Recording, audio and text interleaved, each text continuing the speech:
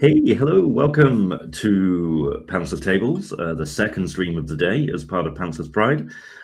This is episode 4 of The Way We Were, our Walking Dead mini-series.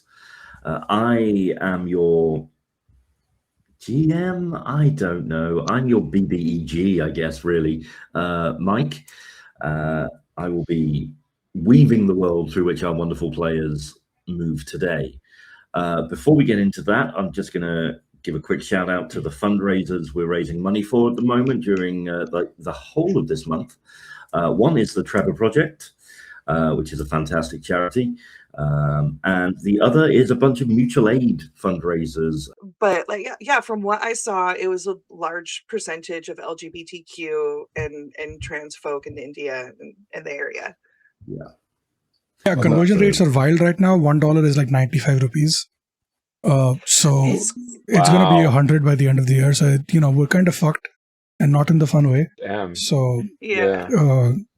Which is why I wanted to do it this way, because I knew that $10 for you is significantly less than what 1,000 rupees is for us. So it's that way it goes a long way, especially when you open up avenues from outside the country and things. Yeah.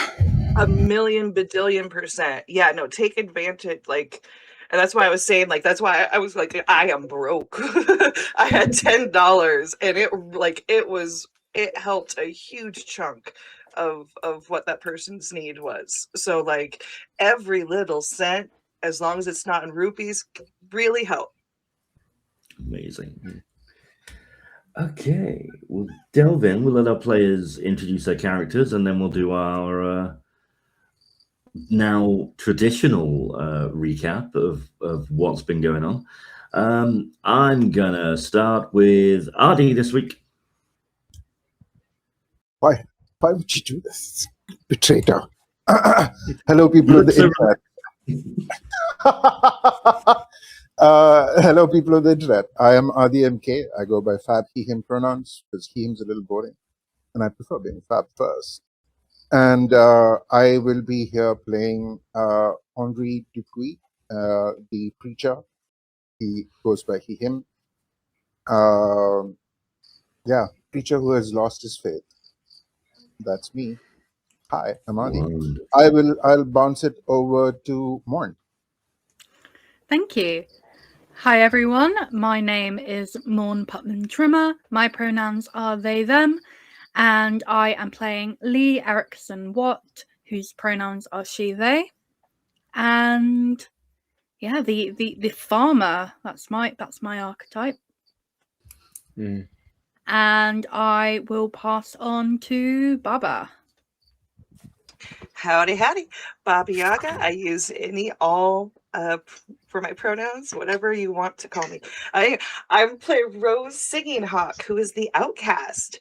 And she uses she, her pronouns. And who's the best boy? It's Frankie! Thank you, Baba. Hi, everybody. I am not the best boy. I am Danny Mendoza, he, him. But I play the best boy, Frankie, also him, who is a Labrador Golden Retriever mutt. That's the playbook. No, it's the archetype's the nobody. But is fully here to help in any way that he can. Just driven by pure devotion. Devotion to his papa, but also devotion to his pack. And has been, if this is your first time watching, go back and watch the other episodes also. But if this is your first time watching, has been giving the recaps as well. So you'll be able to hear from Frankie in a little bit in terms of what happened last episode. Last and most certainly not least, before we get back to Mike, Steve, take it away. Hi, hello. Okay. I'm Steve, also known as Sassy Pants. I run Pantsless Tables, and I am playing Sasha, I think. Yes, that's who I'm playing today. 2 different zombie games, same hot person who is also a weed dealer somehow. I don't know how that happened. But yeah, my pronouns are he, him. Sasha's pronouns are she, they. And we're here to vibe and have a good time. and not sacrifice our friends for our own self-interest. What do you mean? Yeah. That's a back chat reference, everybody. Excited. Yeah, before we went live, I was just making the players aware of a game mechanic where you can actually sacrifice another PC in order to aid your escape, just in case they needed to know that. But who knows? We will go back to Frankie now then for a recap of what happened last week, 2 weeks ago, last episode. I don't know. Time is hard. Time's a flat circle. It's all timey-wimey. All right. Dear Buster, I'm still doing my job. I hope I'm still a good boy. I don't know. It's hard. What's a good boy? You know, we were in a big castle, I guess, with the not safe people. Smells Wrong was angry because he caught Smart Water Puppy sneaking around, and he had her tied up so she couldn't speak. It made the air feel tight, scary. Yeah, I walked over and curled up heavy on her feet to give her pressure so that she would know that she was safe. And then Smells Wrong talked a lot, and we had to go to a town to fetch books for him to prove that we were good. Smart Water Puppy hugged Fish Guts, and we went back to the safe water place, and the rest of the pack got into a big rolling box, and we went to another place. And then when we stopped there, the wind smelled a lot like La Decadencia, thick, rotten, wrong. I did my job. I went ahead, looked around to help keep everybody safe. I kept my belly low, and I found a path through quiet alleys. I looked back to make sure they all made it. But, you know, the pack is a little clumsier without Papa. You know, Fish Guts sneezed, and I couldn't help because I don't know what to do about sneezes. And Good Shit was really loud, I think because they were feeling weird and I tried to help, but I can't help everybody all the time. And the noise got La Decadencia to come to where we were. And they were reaching for them from the shadows, and Good Shit swung her heavy stick and crushed a skull against the wall. And Fish Guts poked another with a sharp pole. But they made a lot of noise, and a whole swarm with the sick ones started coming. Good Scraps shot a sharp stick through one's head, but there were so many of them. Fish Guts threw fire in a glass bottle, and the fire splashed on La Decadencia, but the heat touched the pack too, and people got burned, and we had to run. We reached a door, and I did my job. I jumped up, and I pushed the handle, and it swung open, and we got inside, and we could hide. It was a dark house. I don't know who lived there. I could smell the La Decadencia upstairs, and I tried to block the pack from getting up there. I tried to get them not to go up where it wasn't safe. I pulled them away. I showed them I wasn't happy. But humans don't always listen. They don't always listen, Buster, and I don't know why. Sad Eyes went up to a bedroom and threw more fire out the window to distract the sick ones outside. And I went up with Sad Eyes because I'm not going to let Sad Eyes be alone. Anyway, it worked. So La Decadencia are burning outside now, and we're resting in the dark behind a blocked door. Papa's not here. I miss Papa. But I'm keeping the pack safe. I won't let the fire or the teeth or the wrongness get to them. I'm going to keep my nose to the wind for Papa, for the pack, and for you, Buster. I miss you. Danny, please, once again, take inspiration to do with as you see fit, as there is no mechanic in this game directly corresponding to inspiration. So you have the power again. Power of dog. The power Yes. of dog. It's the power of the pack. Yeah. Yeah. Thank you. I appreciate that. So yeah, we find our intrepid party huddling together in a small townhouse, resting what little they can, with the dead at the back door, and a library to find. I will just ask Steve, because I didn't get to ask you before, how much stress does Sasha currently have? I believe only one. Okay, fabulous. A couple of you are hurt. If anybody has a medical kit and wishes to, now that you have a little bit more time, attempt to kind of repeat some healing, I will let you do that on the two hurt people.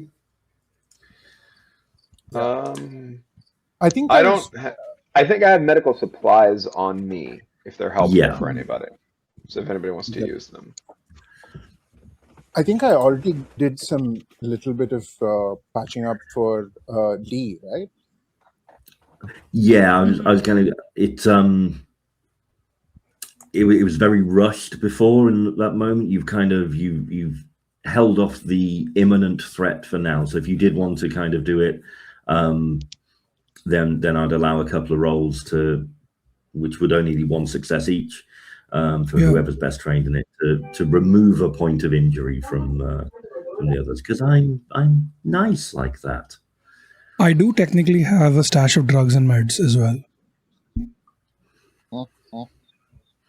That's I'm not alternative whether they medicine. will help. Alternative medicine. Yeah. No, but I will take the Francois. Come on, and I will get the medical supplies out from his harness, and I'm going to try and patch Lee up, and then try and direct Lee as to how to patch me up. I would say you could patch yourself up as well if you wanted. It would just be two separate roles. All right, cool.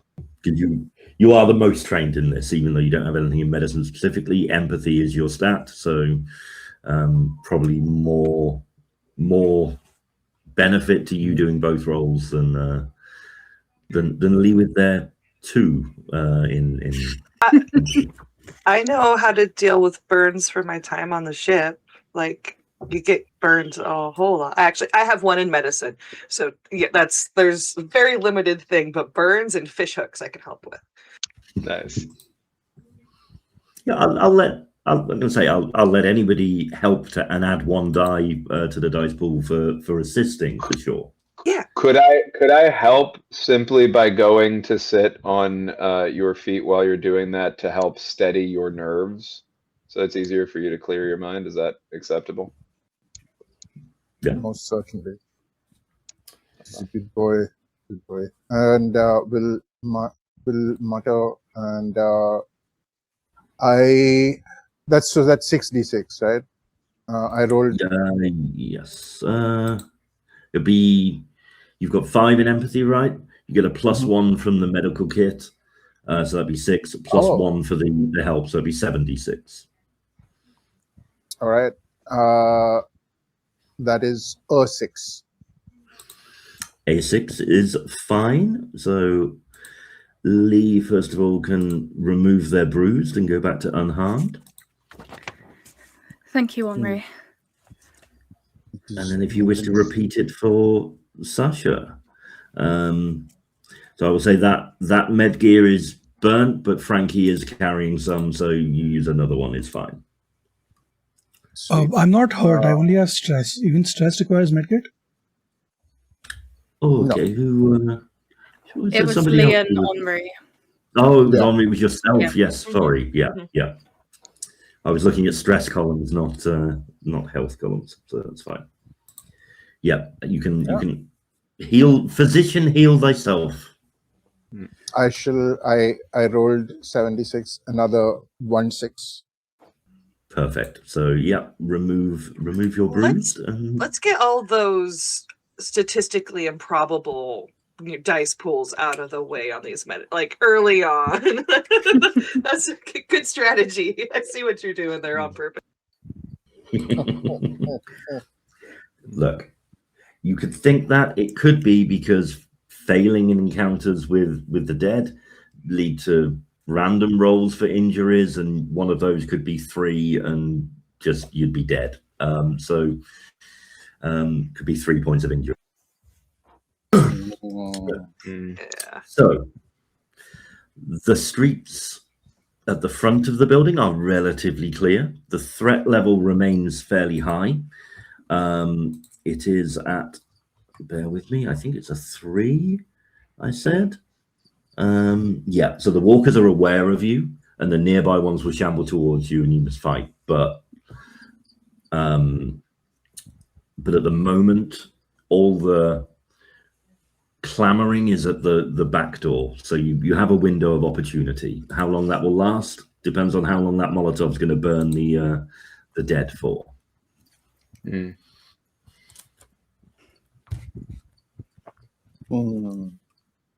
Here, I will remind everyone that if I am with you when you're engaging in melee combat, in particular, you will get a +2 to your dice pool when we're within close proximity of each other from pack leader. So from an offensive perspective, that's the most useful thing I can do. If we want to look for a way out, obviously with all the risks attending to that, I can go scout by myself with an extra +2 to stealth to try to get out there without being noticed. And then the scouting will just be whatever the scouting is. Up to you guys. I don't think we should stay here long. I think we should heal and move, and like if we want to find another place to hunker down, or secure. But yeah, we need to get away from this block, like this entire block. D'accord. This is certainly what we should be doing. I do not think it would be good to send Francois out right now. I think we should all move together. Once we get to a better place, then Frankie can do his thing, where it's a little safer.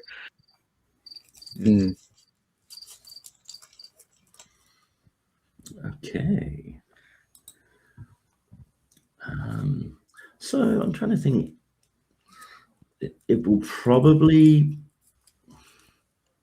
I mean, there's 2 ways you can do this, right? You can again attempt to move stealthily, although there is awareness of food in the area, or you can go straight up maneuverability and mobility rather, and try to move quickly toward the town square, which is where you were kind of aiming for as a reference point.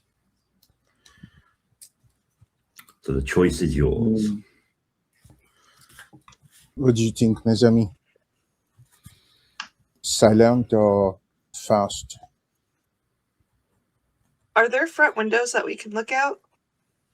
Yep. Okay.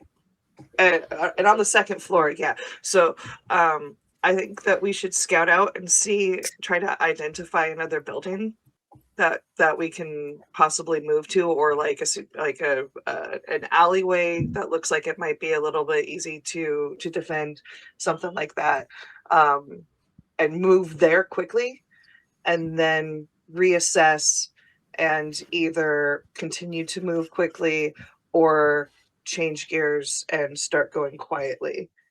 But yeah, I think the quicker we get away from the house, the better.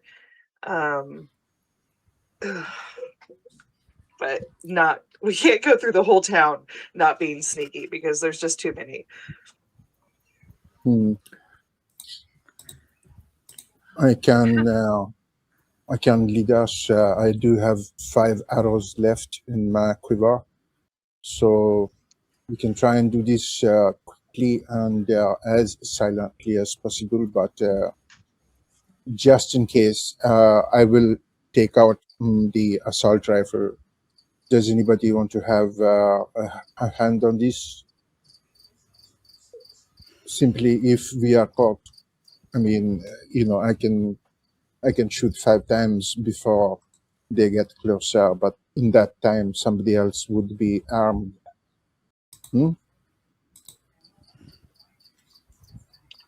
I'm no good with guns. Rose, we have discussed this before. You should learn. Huh? Yeah, but shit happens and keeps happening. Especially if you keep, I'm not going to complain, but fishing is like one really, thing, but, we're gonna do this right now. Like I know you're a petty bitch, Henri, but come on. Excusez-moi. All right. Après, later. Let's put a pin in this later. Yeah, if we were at a physical table right now, Mike would have reached behind his GM screen and just turned a timer the other way up. Oh, I will say that as that is happening, Frankie does nuzzle both of your legs like in turn, like go past one of you, go past the other, with a little bit of like, I want you to feel me there so that you're feeling a little bit more centered in this moment. And you have cause to feel calm, right? So you feel a little bit of that pressure from me physically. And then I just look up at both of you in turn. Mon, who did you go to first? I was next to you already, so I went to you first because I've been helping you with the legs. So I did that with Henri, and then I went around. Yeah. I think Henri will look up to Rose with just you saw that, I saw that. And we'll just calm down. But like, okay, let's go. Rose was never like this was never serious to Rose. It's just fun getting on her dander up. Cool. Morn. Lee was going to say something, I think, before Addy and Rose did that scene, or was it not relevant? No. Okay. No. Fine. Did you want to look out the windows first? Is the question then from the upstairs. Who would like to do the scout roll for having a look then? I can do that. That is a very wise choice. You have 3 in wits, 1 in scout, and the +3 if you're using your rifle scope, right? Okay. I will say 1 success will get you a path that appears safe, but you don't know where to. 2 successes, if you roll 2 6s, you will identify the where the town square is out of that window as well. It'll be visible to you. Okay. So no pressure. And more than that, maybe see the matrix. I don't know. Can I push myself to get another dice, or is that how it works in the system? Sorry. No, it would be if you fail, you can take a point of stress, and yeah. Cool. So that's 7 dice, right? Yeah.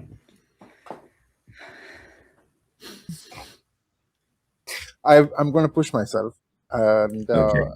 So you take a point of stress, and I only reroll the stress die, right? No. You reroll everything, but you roll the stress die. The stress die is an 8th dice for you in this. Yes, and but that if you roll a 1 on the stress die, yeah, correct. All right. Bad things happen. Right. Because in that, nothing. It was the highest number I got was a 3. My God. Okay. Oh my goodness. What the hell? Okay, so the 8th dice was a 2. We're safe, and 4 6s. Nice. Wonderful. Yeah. So you look out of the window through your rifle scope, and you actually see the town square is not too far away. Probably 2 streets that you have to maneuver down, and then you'll open up into the town square where there's a small fountain, and you can see run dry at the moment, but you can see a small fountain that you know to be in the town square here. Okay. Before we do head off, though, I will turn to both Lee and Sasha. Are you shut down that you do not want the rifle? Yeah, no, I'm shit with one. I'd rather use my trusty bat. All right. Like, you would think that I would be able to shoot one. I grew up on a farm, for God's sake, but no. Don't have the eyes for it. It is ridiculous. When we get back to camp, I am going to be teaching all of you to shoot. Oh. I would love that. Thank you. All right. Okay. Quiet and quick. Come on. Okay. So this will be everyone rolling. And if quiet and quick doesn't really work, so which are you going? Are you going quick or are you going quiet? We're going quick. I'm just saying we're like thematically we're trying to be quiet about it. But yeah. With everybody rolling, am I moving ahead of everybody to be able to get the benefit of if we're worried about quiet? I just want to know, what are we rolling specific? We are, if we are rolling a stealth roll, I need to know if it's agility. okay. I think we're just rolling agility. Copy. Yeah, unless you wish to. Agility, mobility. Yeah, unless you wish to go ahead, it's up to you, Danny. No, but I rolled 4 6s. I rolled 4 6s. It's the safest path ever. That's fine. Then I'll just roll my 7d6. Okay. I rolled 1 6.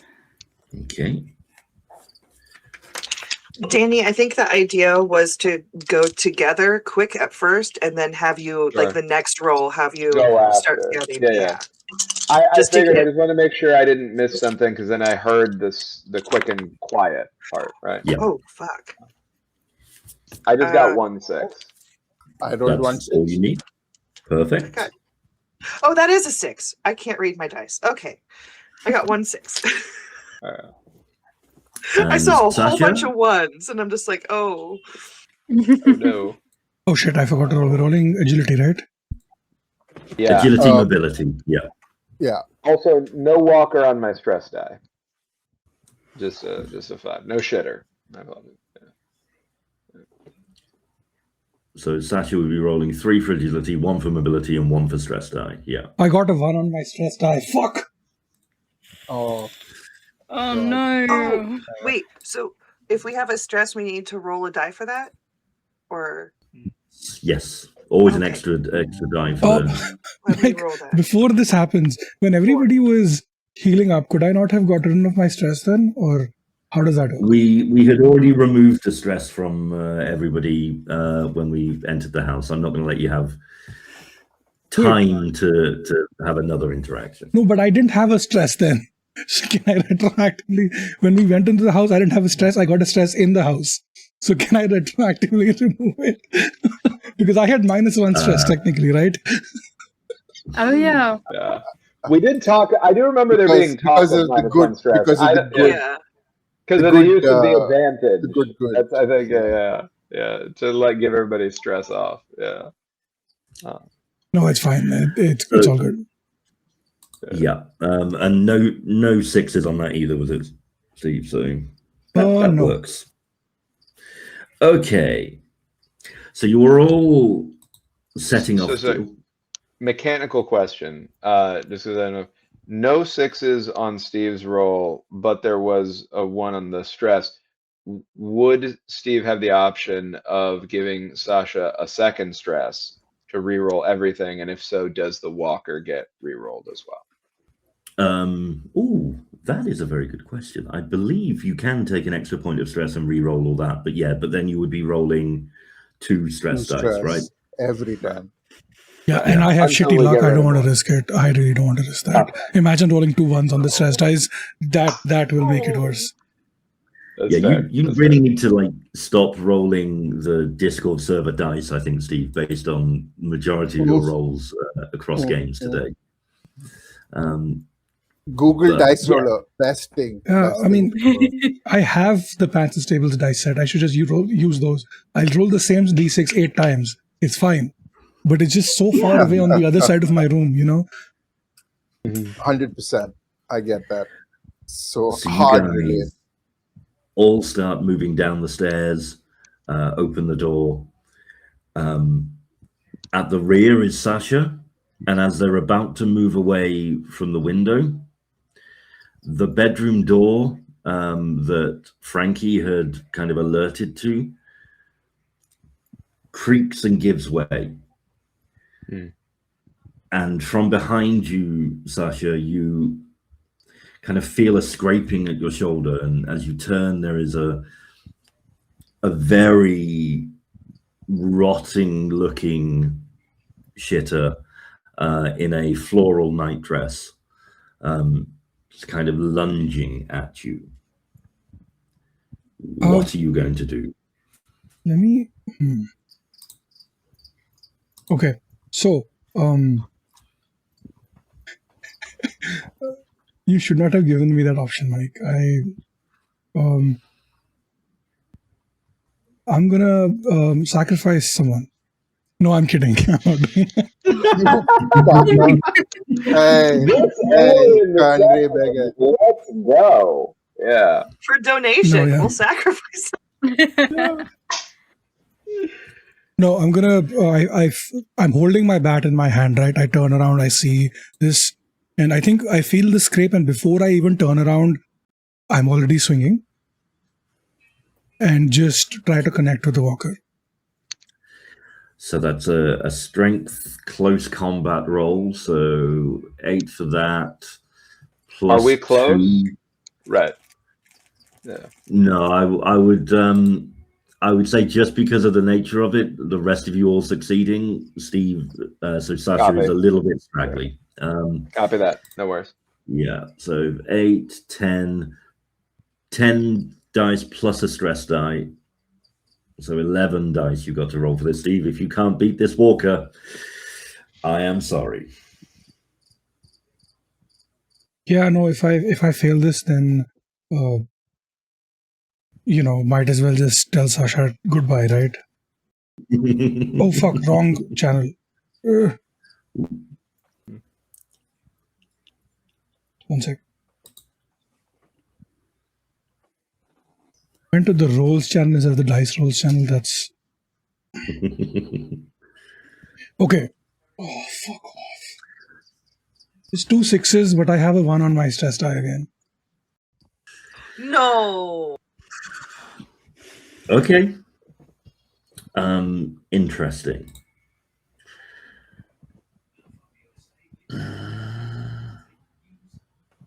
Okay.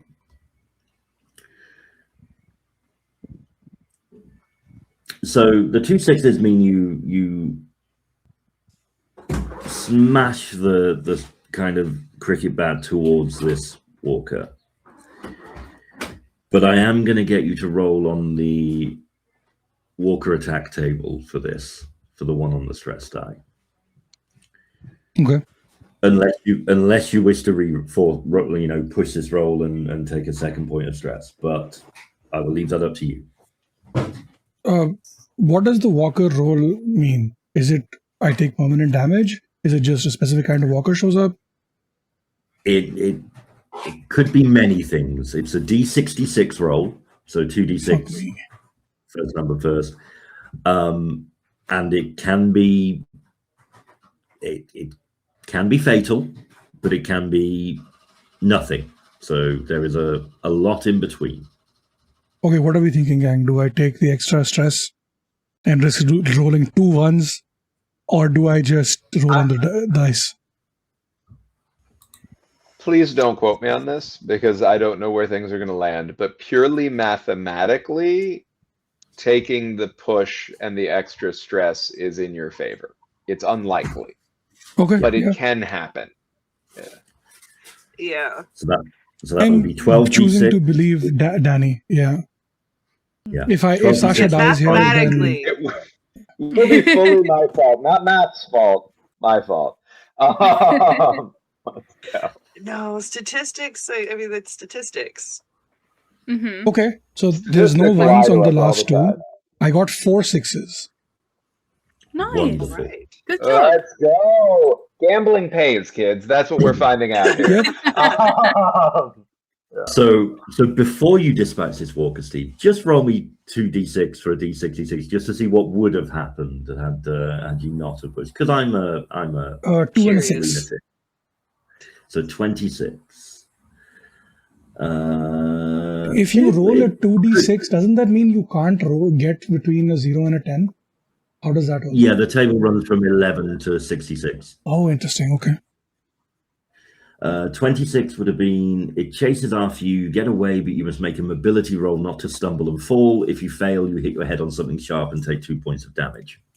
Okay. Wow. Yeah. Yeah. Survived So good that. decision. I repeat, gambling pays, apparently. That's clearly the healthy takeaway, right? So Sasha, tell me how you mangle this walker then with your cricket bat. So she's swinging before she even turns around, connects fully. The walker literally flies because it's rotting so much. The head almost disconnects off the rest of the body, and the walker flies into the wall. And Sasha just like you hear her just start breathing heavily. I think Frankie hears it because the rest of you probably won't hear because of how far away you are, and you just hear repeatedly the loud sound of just wood hitting bone, and then you hear stomping, and then you hear squelching, and then Sasha just walks out covered in like blood, and all you hear from her is "never did like a floral dress," and that's that, and then she joins the rest of you. Wonderful. Is that Well why she avoided. punched that lady at the bar on the cruise? They're just following behind her. Oh yeah, for sure. Love that. What this one kind of looked like her. Maybe. No, I don't think we can go back and check because it's too mangled. But yeah, good to know. Wonderful. Well avoided, Steve. Very impressive. Good to listen to Frankie. He's the best boy, as we know. So Yeah. For now. Until Frankie's luck runs out. Yeah. you guys maneuver your way through these streets. You come out in the town square. It appears to be quiet there at the moment.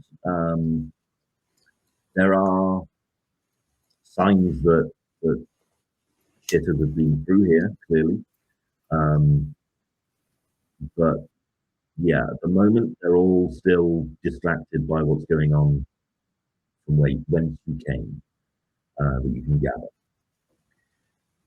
Mike, just you're coming through water.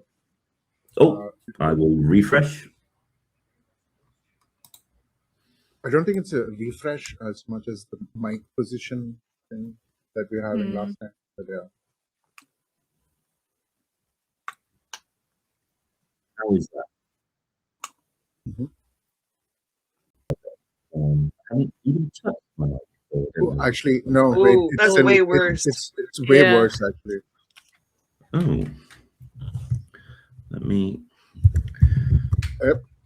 Wait, just keep talking for a bit. Is that any better? Has it changed at all? Yeah. Yes. That is better. Okay, I just turned the gain down on my microphone. Not that that should do anything, but there we go. Right, yeah. Come out in the town square. The I'm not even going to make you roll. There is a signpost in the town square with a couple of points of interest on it. And one of those indicates the direction of the library, which appears to be, as you're looking at it, to your right, down the street to your right. On the sign, does it just say library, or is there like a little like symbol or anything?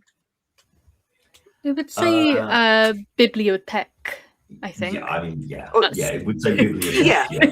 I mean, like whichever language, but I mean, like, is there? Because sometimes like, I'm asking if the accessibility sign of like a library or something like Right. that. Frank can't read, but if we point to the sign and say like this symbol, go follow the signs to this symbol, then he knows where to scout ahead. Because like, you know, I don't know if a dog knows what a library is, but he's smart. He knows what symbols are. This is a small rural town in the kind of mid what did you say, 2011, 2012? Yeah, that's why I gotta ask. Like, yeah, I would love just to make it so, but I'm going to say no. It's a small town. The sign has two signs on it, one pointing to the town hall, one to the library. There's no pictorial depiction. okay. It's a very small rural French town. Yeah. Focus on French. Sorry, Steve, go ahead. No, that was it. That was my quip. That's it. While we're in the town center, can Henri look around to see if we can spot a church tower with an exposed bell? Ooh, interesting. I will. This would be a scout roll then from Henri, I think. Okay.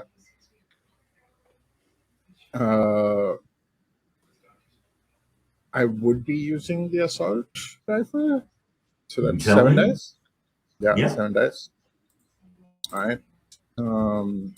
More dice, always good.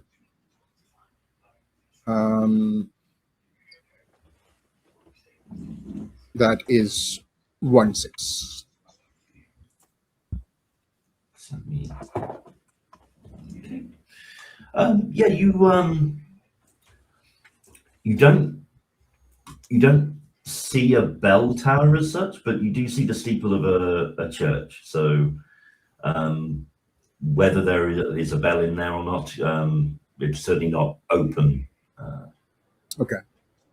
Well, it defeats the point of what Henri was looking for. But like, yeah, that's fine. It's just another audio distraction in case another horde comes on us, right? I mean, there is every chance there is a bell in the church. It's just not it's not a big town, exposed. So it's not a big exposed bell. Yeah. Fair. But it's France. I'm sure it's a lovely church and very ornate. And yeah, if you wish to have a look, please do. Or you could head to the library. Just head to the Let's library. do that. Yeah. This was the whole point of this is like if we encountered a horde, like I could shoot the bell and like try and distract some of them that way. But yeah. Just confirming, is the church in the center of the town? Is it in the end? The church appears to be over in the direction the town hall is. It's certainly a few streets away, but it's visible. So it's not in the town square. It's probably only 2 or 3 streets away, though. Okay, so even if it did have a bell, it wouldn't be at the end. No, nobody really. Okay, no, it's fine. Wait, what? I still didn't get that. Oh, wait, no, I got it. Sorry. Steve, take another point of stress. Okay. Don't. I jest. I am not that cruel. You'll gather them up on your own in enough time, I'm sure. If anything, that should be inspiration. I'm just saying. It would only have been inspiration if everybody had got it immediately. So yeah. I mean, it is a UK specific thing, and the two people from the UK got it, right? So That is true. Oh dear. Danny, I presume Frankie is scouting ahead. Yes, Frankie will scout. Sorry, perfect timing. On my side, yeah, Frankie will scout ahead. So that is going to be 10d6. Yep. All right. Sorry, 11d6, but I'll roll the stress dice separately. So does 5 6s do it?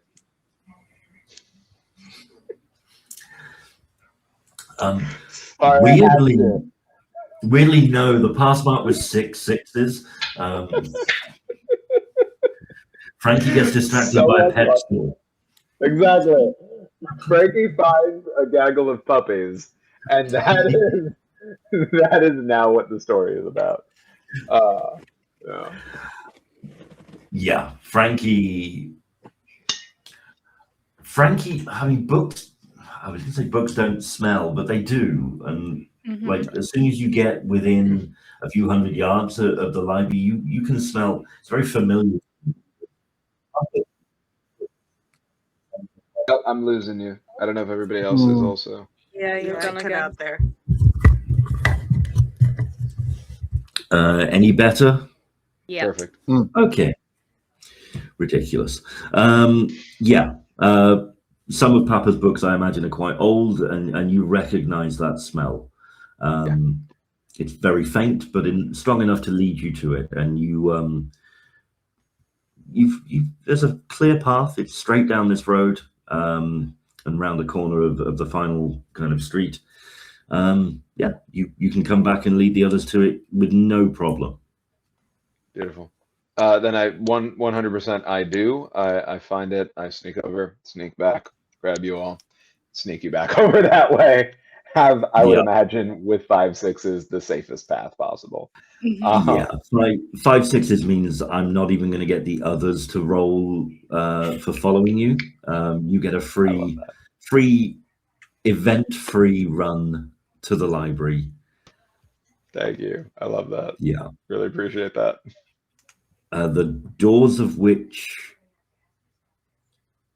lie open. Do they look open, or do they look like they've been forced open? Like they were barricaded and something broke through, or is it just left open when they ran away? It looked more the latter. It looks like they were just left open. Okay. They at no point were they barricaded up.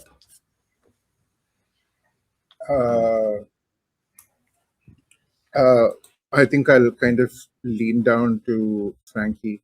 Francois, do you smell anything in there? Is it safe? Good. That is a good question. Should I do a scout roll for that? Yeah. All right. Yeah, if you're going up to the door and having a sniff, yeah.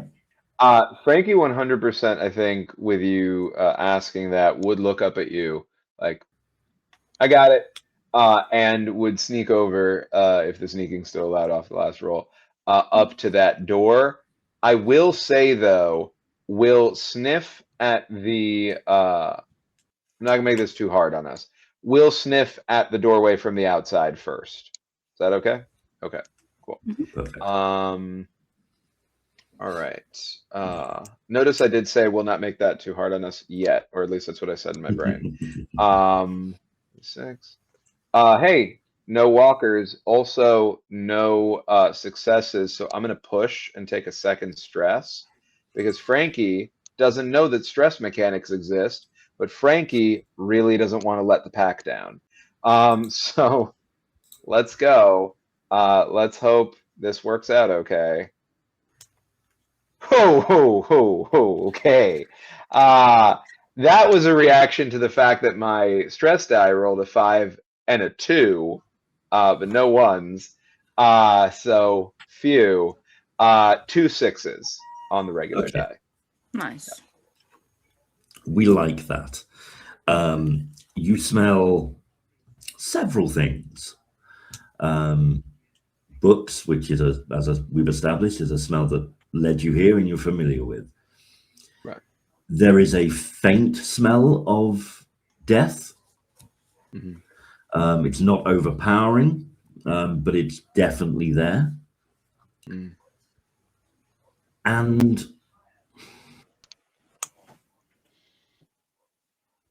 there is the smell of blood as well, but again, not fresh.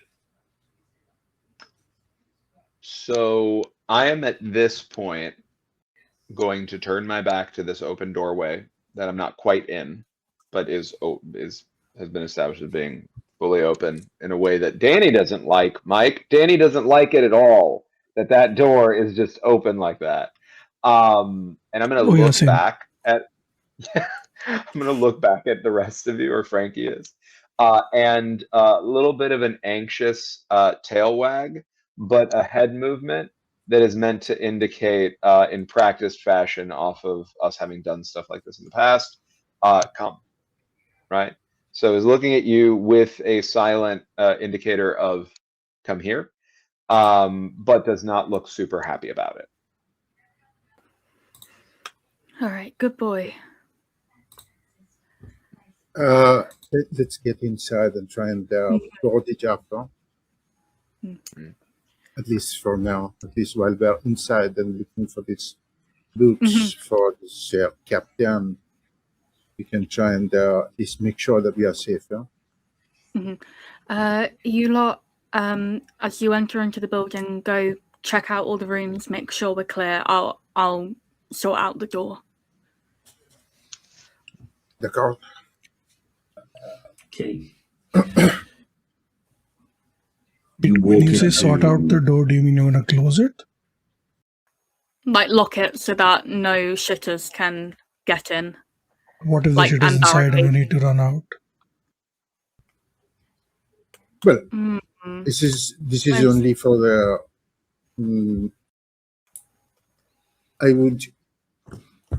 At least I trust Francois in that he seems to be okay with this, and given how damned hard he was trying to get me to not go up on that floor where there was that shit there, I trust the moment to think that there is no hostile presence inside the library for now. I feel it would be better to ensure that there are no more that come in while we are looking for these books. Okay, fair. To be fair, Sasha trusts Lee, but Steve does not trust Mike. So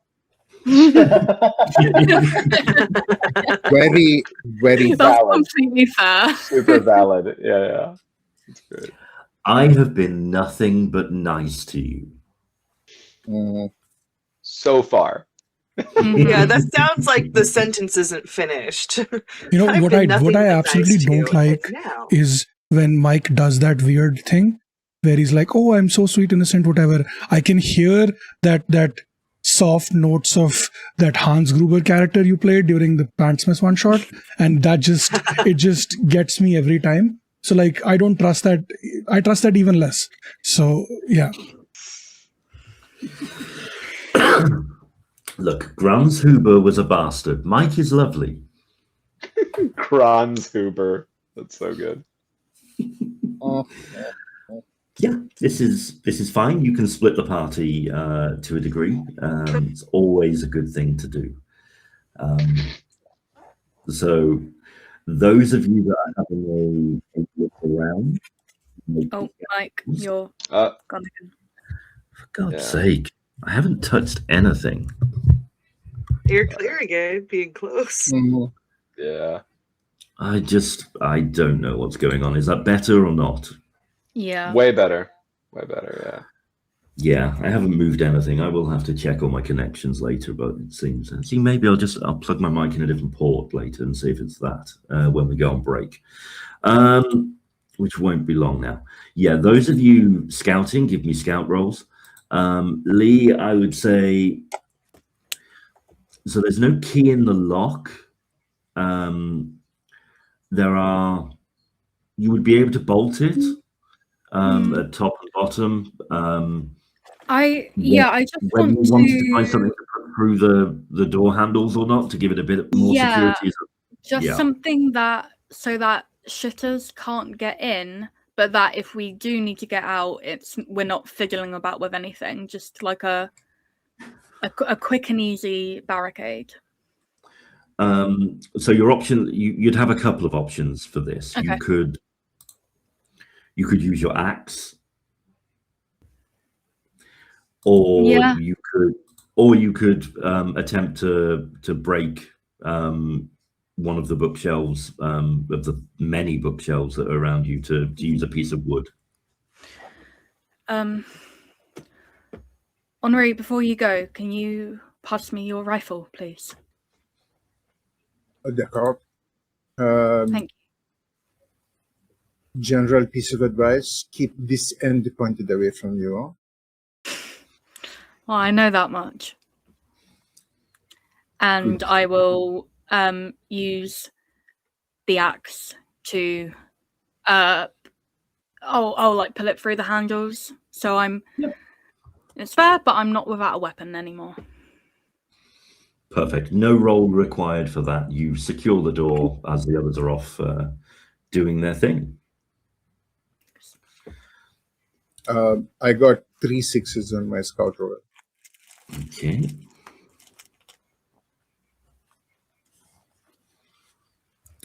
Anyone else? Are all the bookshelves full? They seem to be for the most part, other than some gaps that you would expect. There's probably a trolley somewhere stacked high with books that have been returned and not put away yet.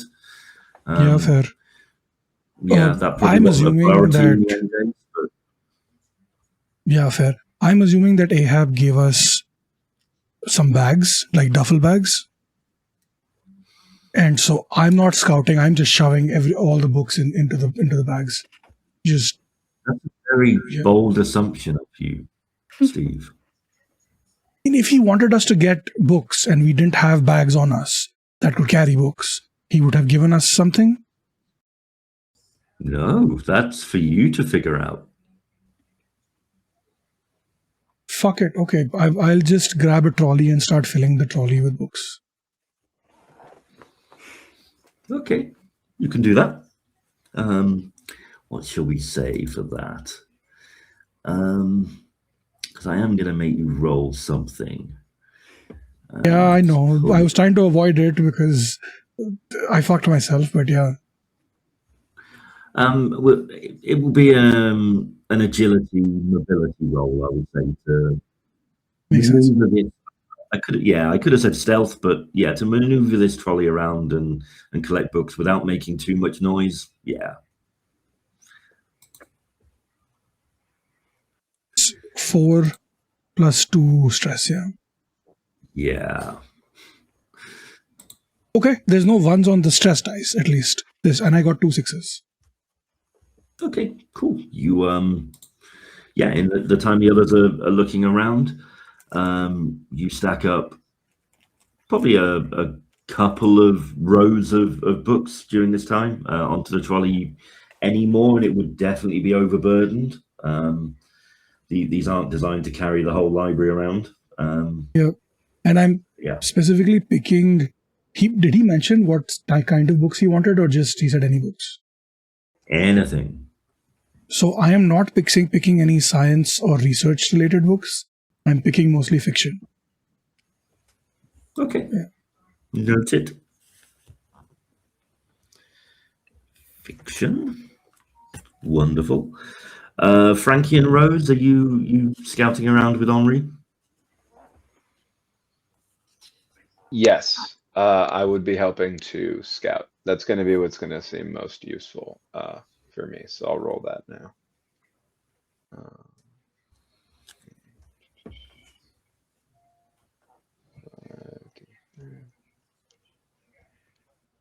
Oh, sorry, I have to do one more d6 for this. Hey, close call again. So failed the scout roll. My stress dice were a 6 and a 2. So, I mean, I do think 6 since and we're the doing this together, I'm probably not going to push here, right? Because Frankie would not feel it. The success on the stress dice counts as a success as well. Oh, perfect. So, Oh, right. I'm sorry. My brain should work better. Yes. 6 there does give me 1 success. Thank you. And Rose? Rose is gonna go off and try to find some books, and I was wondering if I can roll survival, because it says when you scavenge for food and other resources. Yeah. Are you looking for any books in particular, or? Yeah, so Rose would be absolutely they're trying to find, oh, this is a small library. Yeah, she would be trying to find not her favorite book. That's not going to be here at all. But they might have like a small like LGBTQ or like gender studies or something like that, because she is looking for Gender Outlaw from Kate Bornstein, which has been around and it's a class, like, so maybe there's a French translation of it here. Yeah, maybe. Succeed on this roll, and there will be. Yeah.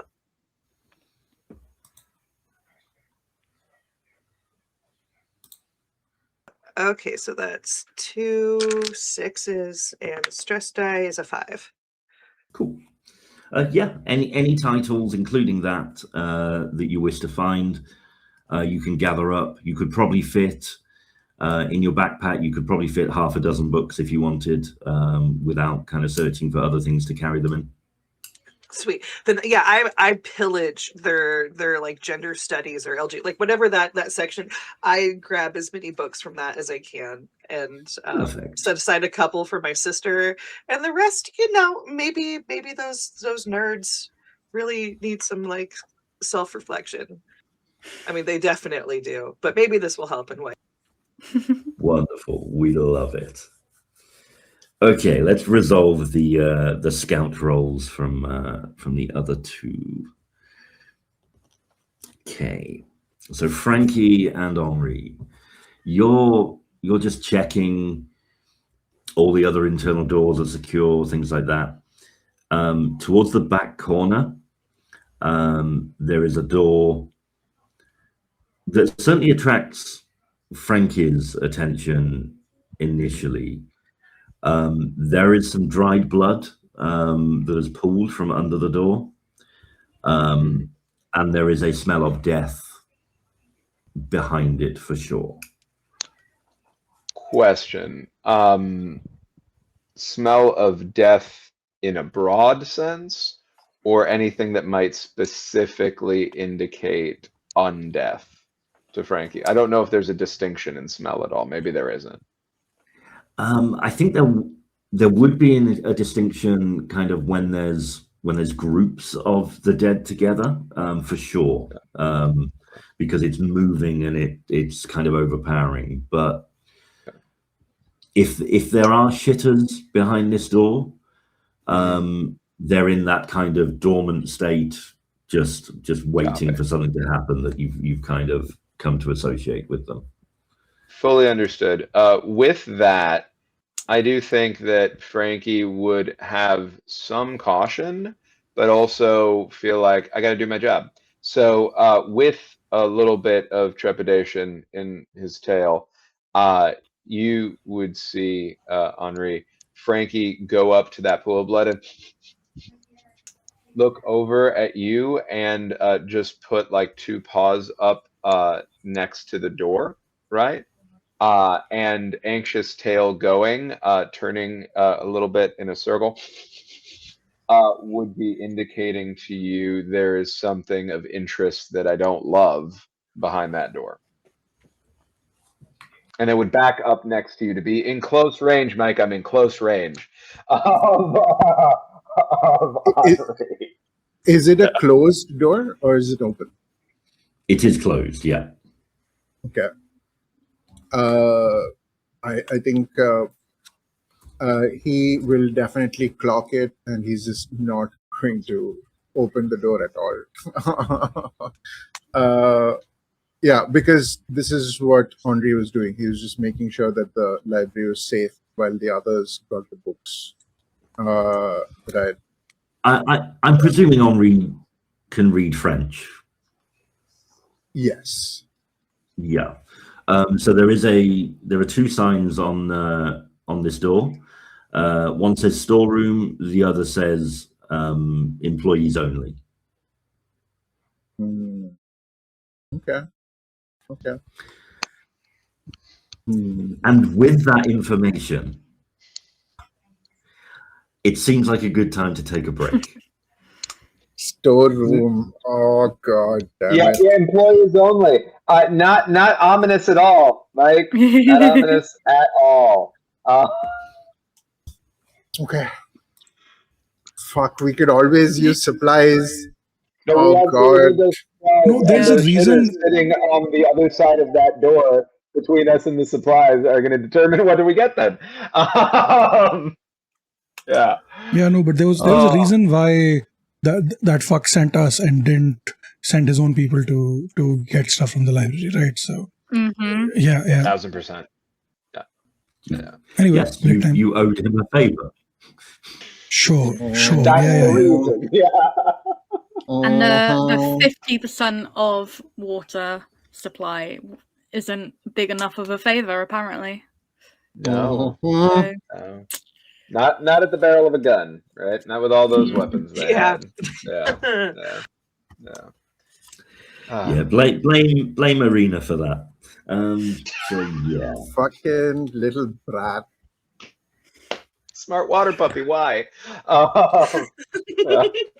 We're going to take about 15 minutes, and then we'll be back, and we'll see, well, whether we see what's behind the door or not.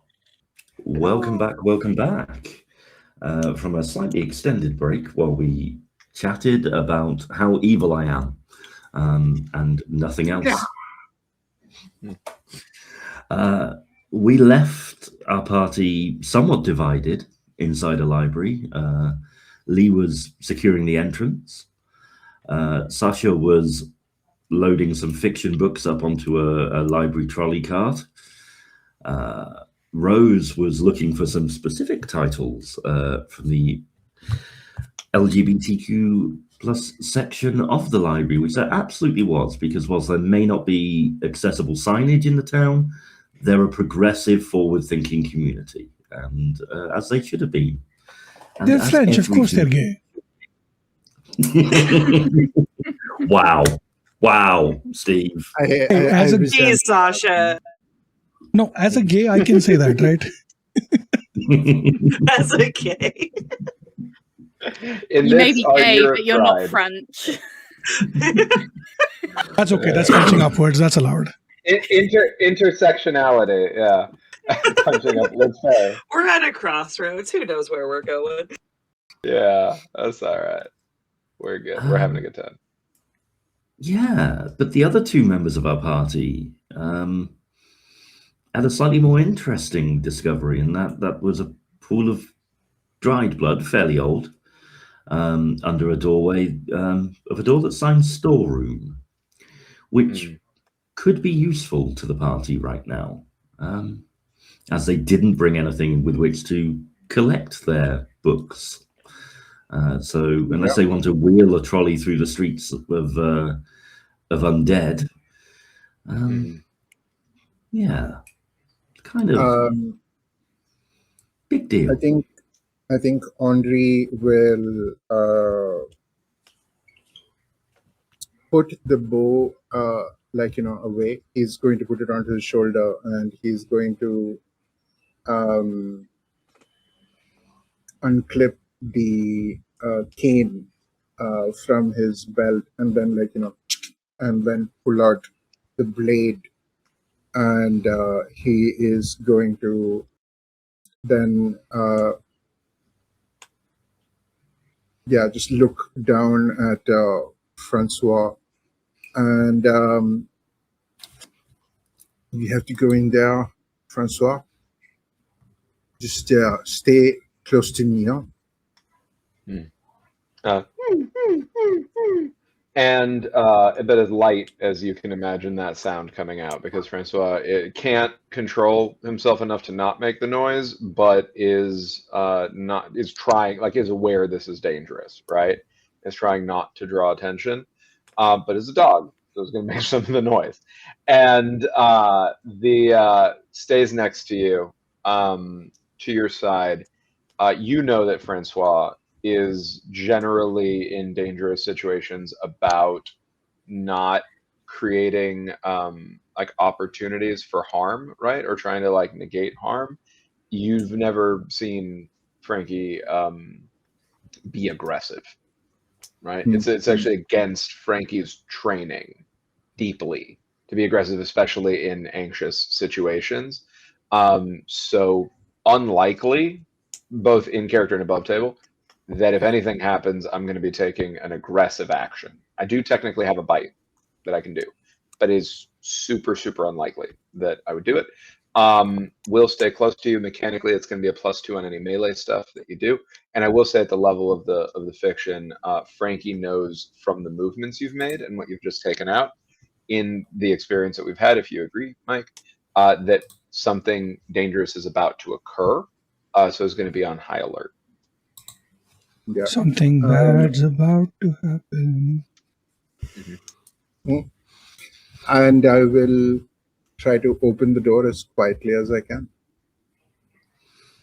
Okay. Give me a stealth roll, I guess, then. Sorry, question. Do we buy the idea that in this kind of situation that Frankie would, okay, if Frankie's behind the door, right, as the door opens, then if something were to pop out, that would theoretically be safer for Frankie, right? That might be something that Henri likes. We've established Frankie is able to open a door. So my question is, do you want to open the door, or do you want Frankie to open the door? Yeah. I mean, I think go on, boy, do it. Okay. And I'm just going to I'm going to have my both the sword and the sheath like up and ready. Okay. I don't know if you need me to roll something different than stealth for that, because I'm a dog and we did the thing to, okay. No, we have canonically established that you are capable of opening a door from the previous roll, okay. So sure. Shall we I'm gonna start with the 2 stress die. I rolled a 3 and a 2. So that 2 keeps teasing me there. On my primary die, I just, like a set of dice, right? I just got 1 6. I did get 1 6. So we will pop a tick there. That's a success. Yeah, you pour at the handle. The door actually opens away from you. So, copy. But there's no squeaking from the hinges. It gently bumps into the wall, but not enough to make a sound. I'm going to treat that success as you manage to open the door without making any noise. Okay. I would back away to be at least like side by side with Henri. Yeah. Just out of the arc of the door, there is body on the floor that appears to have a gunshot wound to the head. You can make that much out, and there is a pistol lying by their side. They are slumped against the wall. Okay.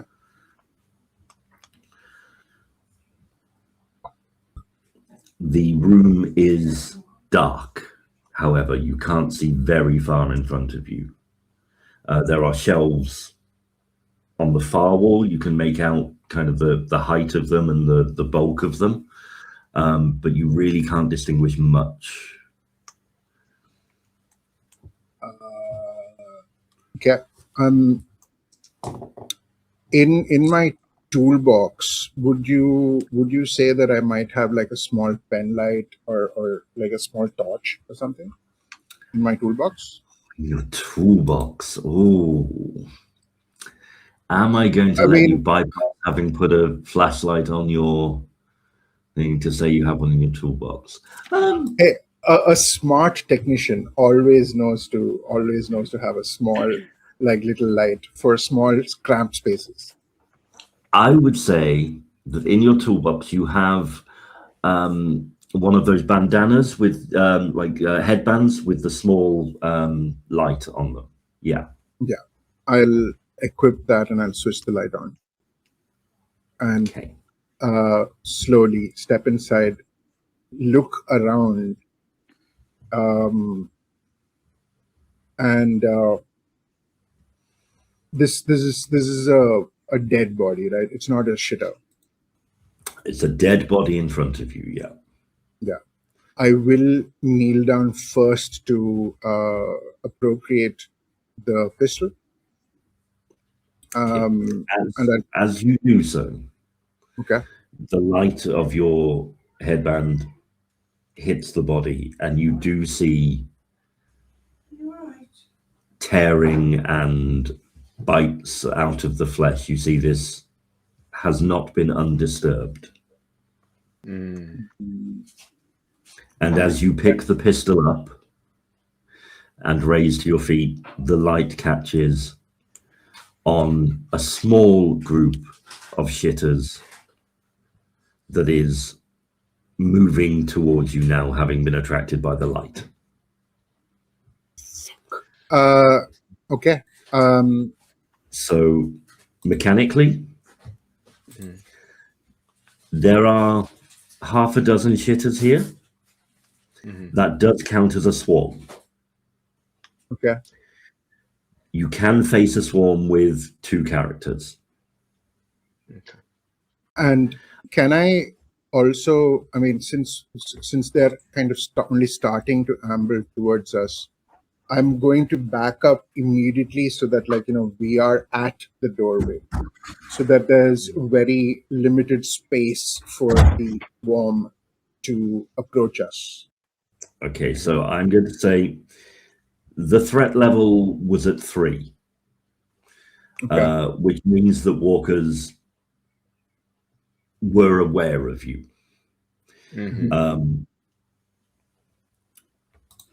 So what I'm going to do is not raise the threat level, which I probably should in this instance, but I won't. But I am going to say that if moving away is one of your actions, I will require that to be part of the skill roll for facing a swarm. Sure. I'm going to say tell you how this works with 2 characters. The threat level is at 3. The swarm level is at 1. So that is 4 successes required to win a round. Okay. One of you makes 2 skill checks, the other makes 1. The person who makes the 2, their second skill check comes with a -2 penalty. Okay. So just pure mechanics, Adi. If you are going to be making a melee combat attack, you get a +2 from me on that. If that's your second skill check, you roll that flat, from what I'm hearing. Yeah. Yeah. And it doesn't have to be combat as your way of winning this. You could choose to maneuver away, close the door. These are all options, right? But I will require you to win 2 out of the 3 rounds to have an overall success, is what I'm going to say. And this is, so it's the 3 rolls per round, and then we have to do 3 rounds. Okay. No, one roll per round. Oh, 1 roll. I see what you're saying. Copy. Yeah. I understand now. I'm really sorry to everybody here and watching this for what I'm about to say, but there's no chance that Frankie is going to go behind you. Frankie is fully in front of you right now, between you and the walkers, the shitters. If you're up for it, I don't know what kind of roll this would be. Maybe mobility. Maybe mobility. I don't think I could get away with stuff because it's the opposite of the point I'm about to get at. I want to rope-a-dope a little bit if you're up for it, Adi. So I'm thinking I'm the rodeo clown, right? Getting their attention in front here. Do a little agility, see if I can get them to not pay attention to you while you're doing what you're doing. And then whatever your 2 rolls are, right? D'accord.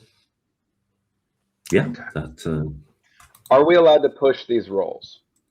Yes. Cool. Okay. Is that a mobility for Frankie to do? Apologies.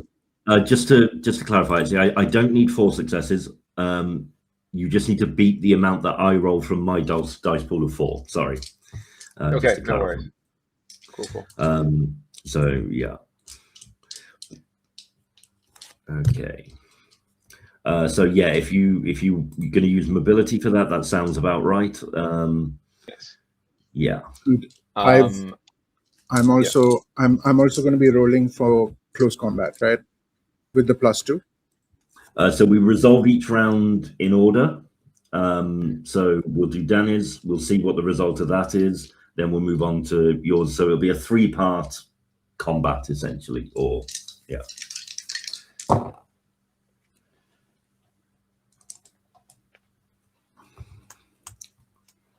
Okay. And there's no way for us to give each other the help action on any of this, right? This just goes. No, if you had a third person with you, they could apply the help action, but with 2, it's a very confined mechanic. Yeah, that makes sense.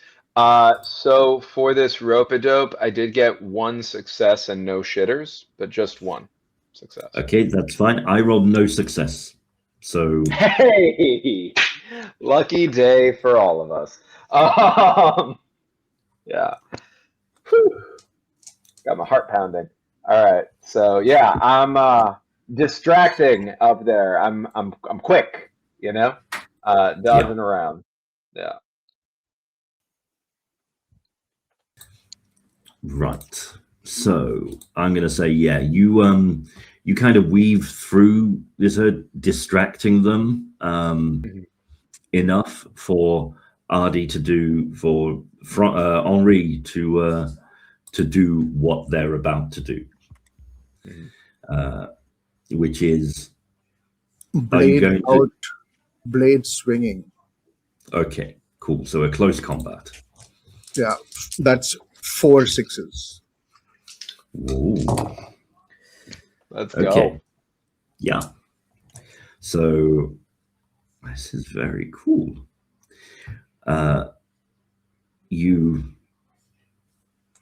succeed. You swing your blade. Tell me how you dispatch kind of, the first half of these shitters that are walking towards you. I mean, my primary goal, at least, as far as Henri is found, is removing the head is the quickest and easiest, right? So it's going to be some slice and dice kind of movement happening. The gun is very quickly tucked into his belt, and he has the sheath out again. So the first, so I can take care of 3, right? In this, as you said.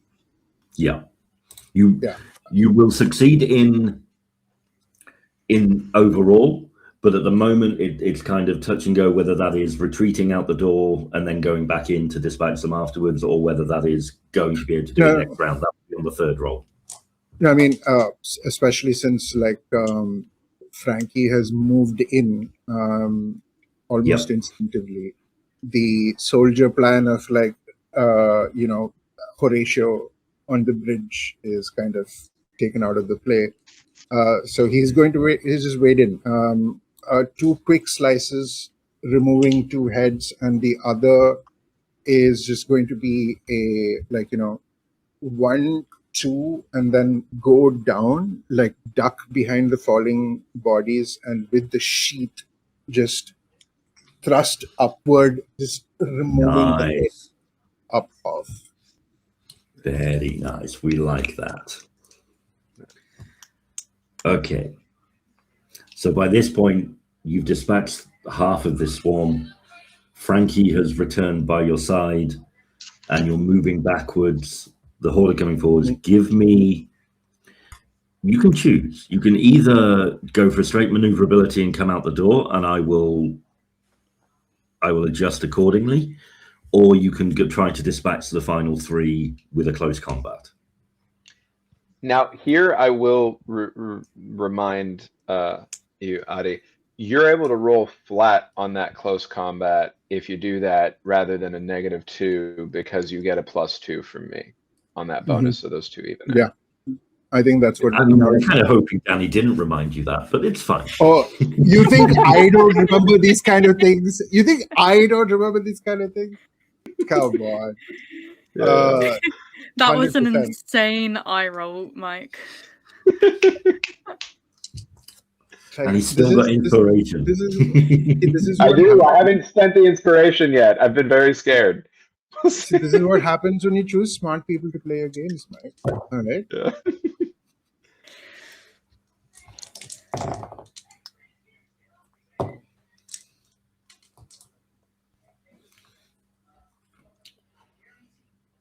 Okay. Yeah. What'd you roll? I rolled 2 6s. Fuck. Okay. The first roll, no 6s, so I'm going to stress.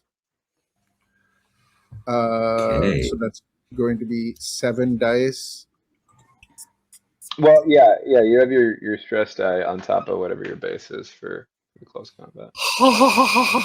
Okay. So that is 2 6s. Is it meets it, beats it, or do I have to beat it? Equal or greater than. So yeah, you beat it. Okay. Yeah, and 6 on the stress die. So. Oh, so that's 3 6s. You beat it. No. Total of 2 6s. Like. Oh, 2, including a 6 on stress. Yeah, meet it, beat it. So using Frankie's help, dispatch between the 2 of you these final 3 shitters that are moving towards you, undeterred by the 3 of their friends. I don't know. They're probably friends, right? They're on the ground in front of them. They shared a meal together. It's very bonding. Yeah. Again, like this is no drama, no hesitation. Just eliminate the threat. Perfect. Yeah. You cleave through these things, Frankie weaving between their legs enough to make them kind of stumble, especially over the corpses of the other shitters. Frankie probably even at one point, I think for the finishing blow, Frankie jumps up at the back of the last one and pushes them forward onto the blade of your sword cane. I love that. That's really good. Thank you for that. And I will reward you all by, for the time being, reducing the threat level to 2. Okay. Let's go. All right. Yeah. So nearby walkers are not aware of you. Amazing. I'm going to quickly kneel down and give Francois scritches and just like bump his forehead to mine. Yeah, I'm gonna give you kisses on your hand and your face if you're okay with that. Mike, are we able to relieve some stress here? I'm the PC anchor for Henri here, at least on Henri's side. Let me have a look. Get to there. Yeah. Why not? Henri can remove a stress for sure. Oh, stress. All right, sweet. Yeah, Frankie, you can remove a stress for the interaction with Henri, and the feeling of victory that you get for sure. I will even let you, if you wish to use your inspiration to do so, you can remove another stress, but you know. I think I'll keep mine just because I think that Frankie would want to use the inspiration for other people, like not just for themselves, right? Is willing to be a little stressed out to keep the pack okay. But thank you for that. That pleases me because there is always the chance of a fuck up. So yeah, it's true. It's true. It's fair. Yeah. Sneaky. Okay. But getting back up, he is going to wince a little bit because this was a lot of quick movement with his leg. But he's going to quickly look for something that we can use to carry our bounty. I will say before that, the rest of you will have heard a fracas. So if you wish to join the others, you may now do so. Well, now that I have secured the door and I'm happy with the securability, I'm going to be making my way through the library. Wonderful. Sasha and Rose, are you trusting them to have got it, or are you going to check it out, see if your comrades are dead? I guess we'll go see what's going on. I guess maybe Henri is fine, or Frankie has taken care of it. But fine, sure. I'll go help. I'm going to be the cold one here and say if there wasn't, like we've heard people die. If there wasn't that sound or Frankie yelping, I'm going to move on to like finding science books and going and like anything to do with water treatment, we need that stuff. That's just practical. And they're fine. If there's no whimpering, if there's no death squeal, then we are okay still. That is wonderful news. So let me just find mine.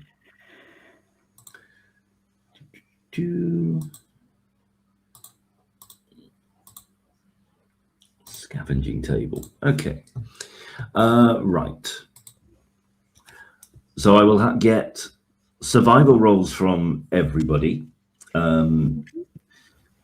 Lee, Sasha, Frankie, and Henri for searching this quite large storeroom. Some things you will find anyway, but just to see if there's anything extra you find there as well. 1/6.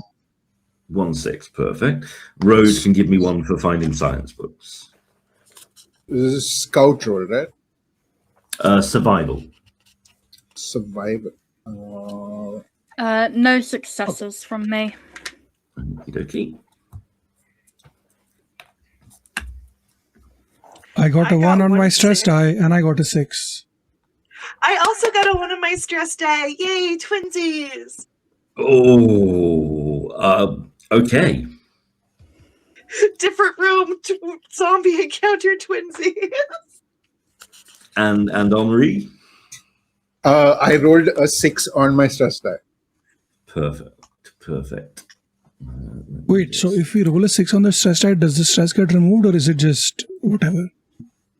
No, it's just a success. It's just a success. Okay. Interesting. Which shall we resolve first? Let's do Rose first, as they are off on their own. You find the science section, but those shelves are kind of knocked over, and as you lift one up to try and kind of maneuver yourself to be able to see what books are there, a hand reaches out and grabs hold of your ankle and starts pulling you towards the head of this. I mean, how to describe just the rotting head of something that you can't see the rest of? Use your imaginations. Yeah, there is a pair dark. of spectacles on a chain that are hanging from this head as it moves and the body lurches towards you, which is the universal symbol for this having been the librarian, obviously. Mm-hmm. Yep. There's dentures clacking around here somewhere. Can I try to physically force my foot from their grasp? Would that be an endure? They got me. I want to yank it back. So, I mean, it feels more like a force roll. Yeah. Yeah. Endure, I would say, would be more to if you were going to like drag it away with you. If you were retreating, but if you're pushing back, it would be a force roll or close combat. I'll drag it out. Like, okay. I don't like. I want to get away from the books, and if I'm okay with that, because if I drag it out, then I can also stab it with my spear. Hopefully. Okay. Hopefully. Okay.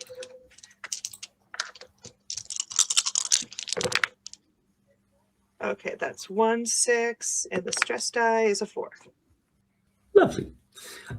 You don't even need to use your spear. You start dragging this shitter away, backing away, and as you pull their kind of corpse apart, the torso tears off from their waist and out from under this pile of books, and that's enough to just shift the shelf slightly. And it drops, smashing the head of this shitter right in front of you. Blood and ichor going everywhere. Aw, the books. Yeah, the books are a little bit. Say again, Steve. So no head? No head, no. Okay. 30-year-old man, by the way.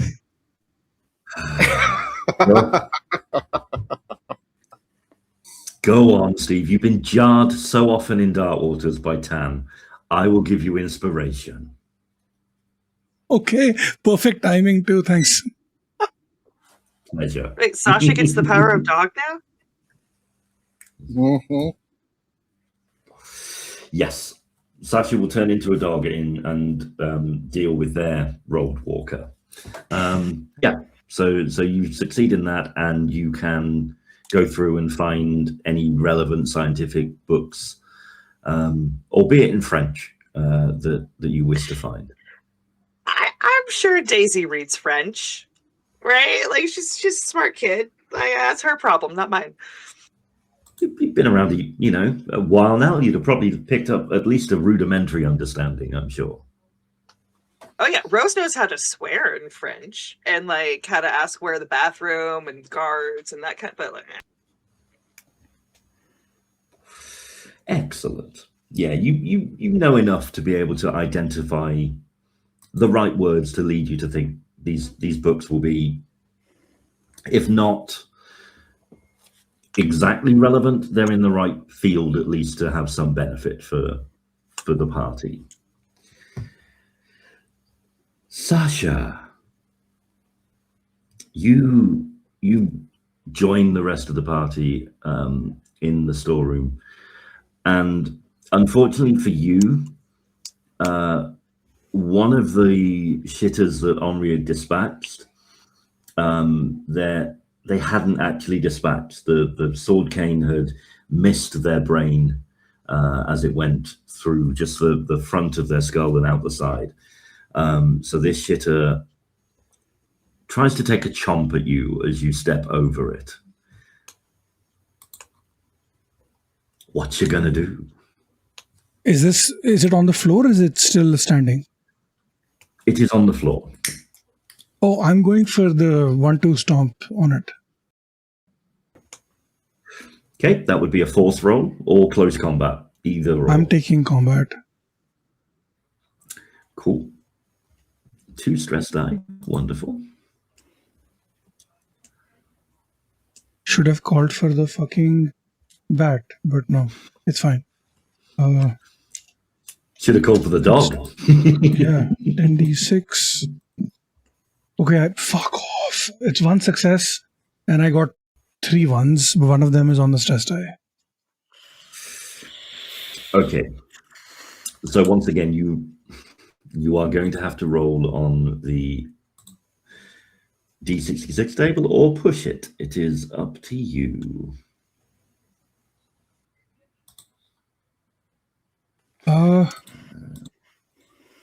I'm going to... Fuck it, we take 1 more stress.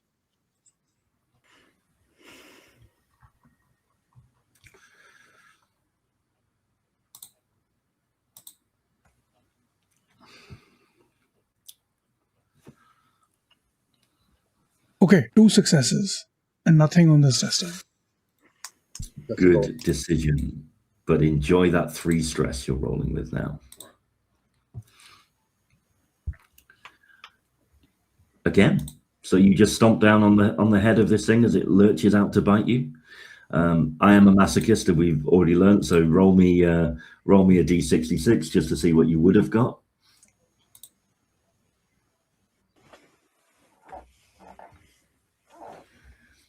Because I have a feeling like you guys are just going to succeed. The 41. Wait, no, I rolled an actual 66. That's fine. That works. Mm-hmm. Yes. So yeah, it would have repeatedly cut and stabbed you with a rusty, sharp object wedged through one of its hands, and you'd have taken 2 points of damage. As you dispatched. I've avoided 4 points of damage so far. I would have been dead. Let's go. It pays to gamble, kids. Take stress on in your life. It saves your life. That's the message. Not the message. Don't do that. Rest is resistance. Yeah. Okay, so let's go in order of how I've written it on my sheet. Frankie, roll me a D166.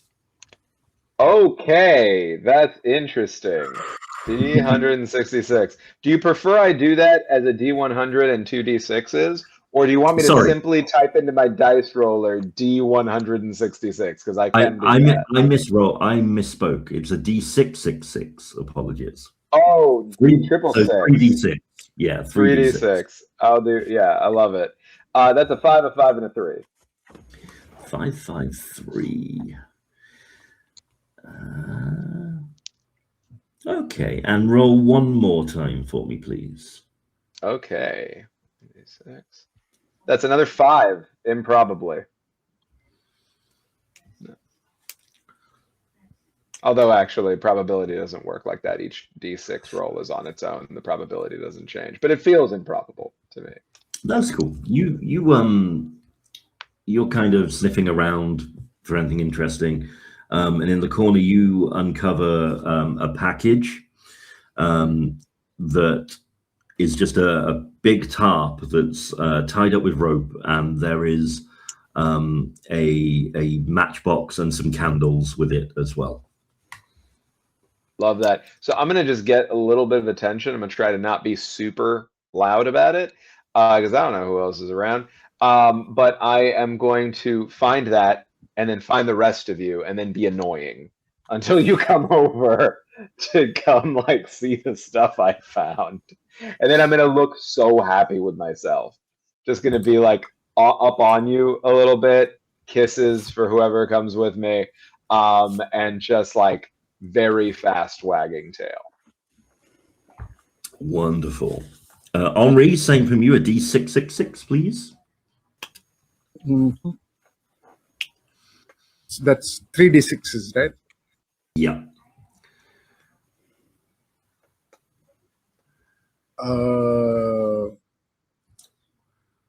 No successes, but a 5 on my stress die. No, it's just I want the total. So take in order 3, 4, 2, Oh. or whatever you. Okay. So I rolled a 2, a 1, and a 5. So 2 on 5. Okay, that's interesting. And you can roll me. In fact, make the whole roll again. You're a human, not a dog. You have a better scavenging ability, we'll say. 1, 4, 4. And 1, 4, 4. Okay, nice. Good find for you. On one of the shelves, you find what is clearly someone's stored away kind of their lunch, maybe one of the janitorial staff. And there's a can of chicken broth with written on it, it just says Luke, L-U-C, clearly to stop somebody else stealing it. And a pair of binoculars hanging on the wall, you find. You can add those to your inventory. Sasha, you did succeed, despite rolling a shitter as well. So give me a D666. 666. Is this with or without stress? Without stress. This is a Okay. table find. So 3d6, right? Yeah, roll it twice as well. Okay. I got a 6, 3, and a 1. Yeah. And I got a 3, 3, and a 3. Okay. What's that? And 3, 3, 3. Oh, you find a big unopened box of whatever brand of cereal is your favorite. Hell yeah. And you also find, bear with me, some water purifying pills. Handy for when on the road and we run out. Love to see it. And you guys also find, so there are 3 or 4 boxes already boxed up of damaged books that are kind of we're waiting to be sent off for repair. And there's 1 empty box lying around as well. So you can either take the damaged books or you can empty those out and fill them with other books. So you could have a total of 4 boxes of books either way, whether you wanted to take the damaged ones or not. Yeah, sounds good. I wanted to confirm earlier, how noisy were the carts? Oh, no, not noisy at all. It's a library. Their carts are quiet and well maintained and well oiled. No, I know, but would they be noisy on a regular road? Oh, yes. The real question is it is it asphalt or is it cobblestone? Because if it is cobblestone, those trouble. Yeah, some of the roads aren't cobbled, but many of them are. So yeah, that would be problematic. Yeah, okay, so we can't put them all in the cart and take the cart. Okay. Well, I think we should. but we would. Sorry, you go ahead. We would just need to keep in mind if we took the trolleys that we might have to evacuate them quickly. That's all. I think there are 4 of us who can carry a box, so I think we should empty out the damaged books and take a box each. Yeah, sounds good. Just fill it to the brim with anything we can get. Mhm. Well, maybe not That's to the brim because then it's too heavy. But That's when Rose walks in with a bunch of textbooks and stuff like, "Oh, you found boxes, cool."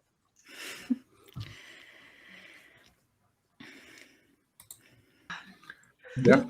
If What? that's what you're doing, you can take the time to Mhm. fill to your heart's content. You were told you could take any books for yourself, so if you wanted to put all of your books in one particular box, then you could do so, or you could fill your backpacks with, depending on how many books you wish to take for yourselves. Can I quickly ask, what does like the outside of the library look like? Has it got walls around it, or any window sills that are protruding? No, it's a very simple building. Right. Kind of, it's not a grand elaborate library or anything. It's just a standard rudimentary building, albeit kind of earlier architecture, but it's not ornate at all. Windows, they're not huge sills, but you would be able to pass the boxes through them to another if you wanted one person to go out. No, that's not what I'm asking. Are the sills would they be big enough to be able to place something on the sill? Oh, yeah, for sure. Okay, cool. Yeah. And there are, there is even if you wanted, you would have clocked on the way in that outside the library, there is like a glass fronted case with informational posters and such like on it, as you often find. So there's also that as well if you wanted to. I assume that would be locked though. I mean, the glass is broken on it, not completely smashed out, but you would be able to drop something in there if you wished, knowing what you're referring to.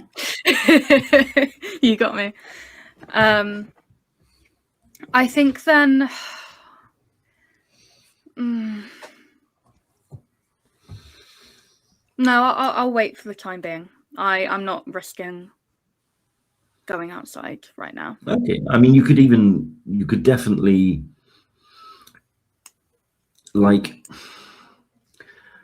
you could open a window and place it so it's hanging on the sill but held by the window. That would be very useful. So in that case, they are slash window style, so that would be possible. With my empty box, I head towards the front of the library, and I look around, make sure no one is looking at me, and I will take the letter from my front pocket and put it in the window, and then close the window so it's secure. Wonderful. I'm not going to make you roll a stealth roll. Everybody is far too preoccupied to pay too much attention to this. But as you are at the front window, you hear the definitive sound of an engine. Okay. And as you're doing this, you see your camper van speed up the street, do a big handbrake turn, and the horn just goes, the familiar tune of La Cucaracha that plays whenever a horn goes out in comedic fashion plays, and you see Arena just waving at you.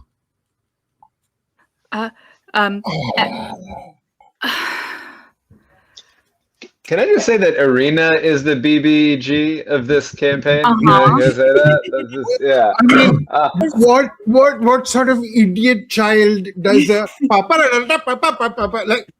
God. Is the wave? Is it like a hi type wave, or is it a come No, here? it's a come now. Okay, Yeah. all right. It's the oh shit wave. Yeah.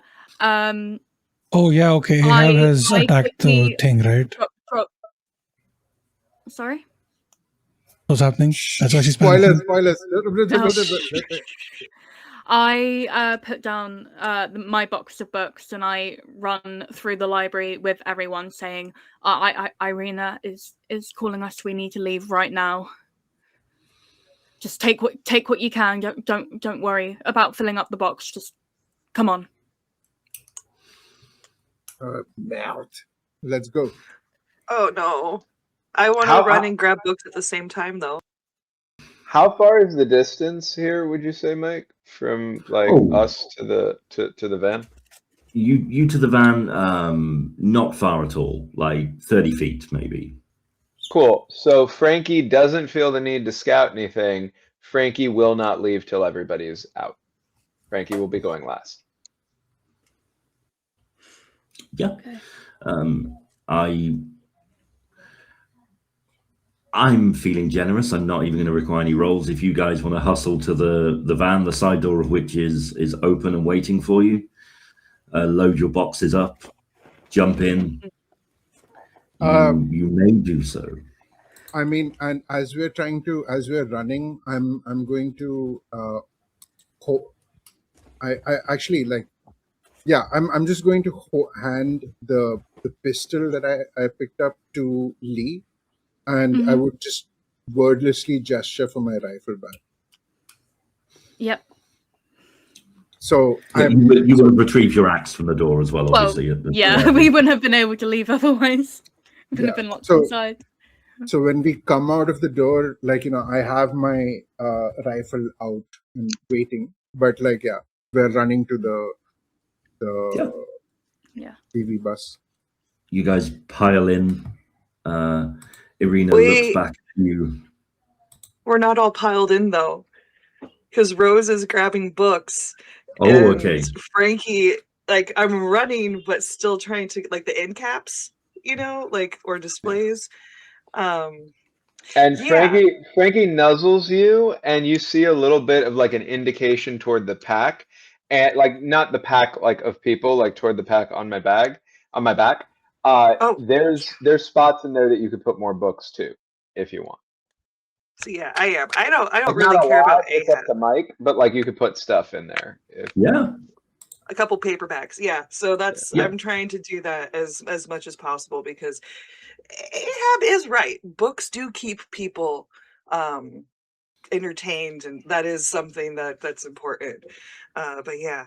So yeah. Entertainment needs life first. Come on. Coming. Just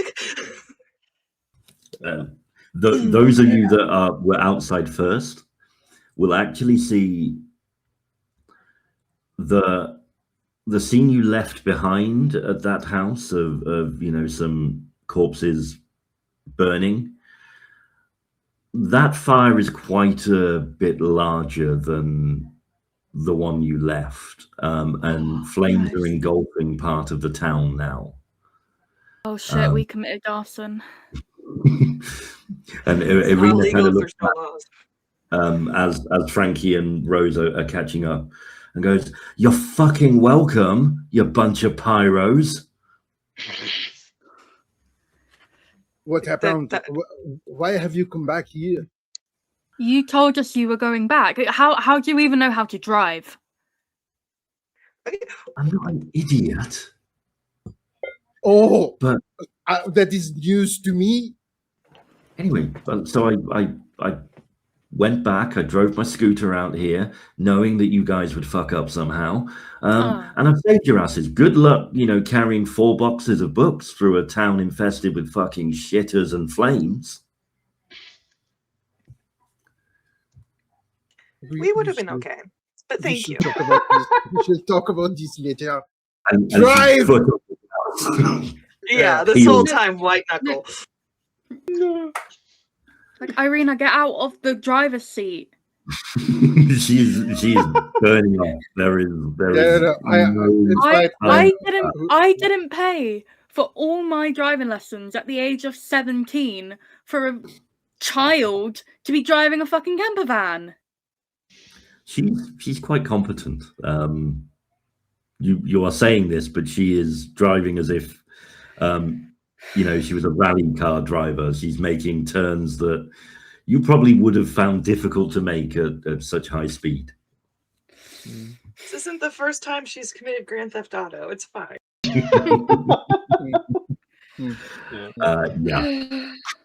Peels out of town, plowing through stray shitters as she does, and you get to the outskirts. You see the flames engulfing the town behind you. and she stops the van, and you'll notice that her scooter is parked up on the side next to a tree. You know, well, you better get those back to that fucker at the castle then. It is Hey, hold on. And I'm gonna pull out a random fucking Pratchett. I'm gonna pull out a random Pratchett novel and hand it to her from Frankie's bag. Oh, cool. Thank you. Haven't read this. Terry Pratt. Wired Sisters? Weird. That's not how you spell weird. No, but it's not weird like you are weird. It's weird like Norse. Like you remember. I'm not weird. Okay. We're all weird. We're living in a world of the dead. We're all a little weird. Yeah, true. Anyway, like I said, you're welcome. Irina to the rescue again. Yes, you will have so many favors to pull when you run for election, and we owe you one, blah, blah, blah, blah, blah. What do we I owe get it. her? What do we owe her? She basically announced our position to the entire horde within the town. No, I announced my position to you so you could get out of the burning town.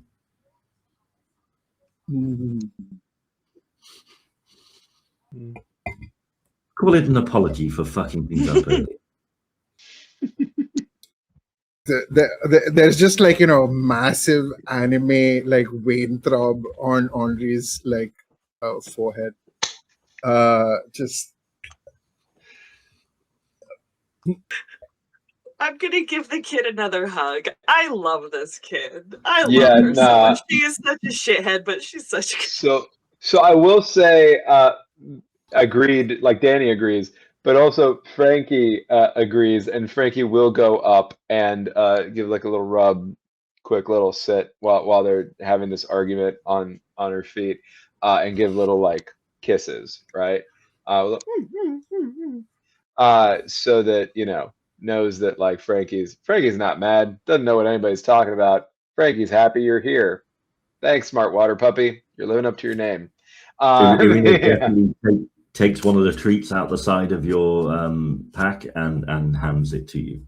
And really scritches your head behind your ears. See? He gets it.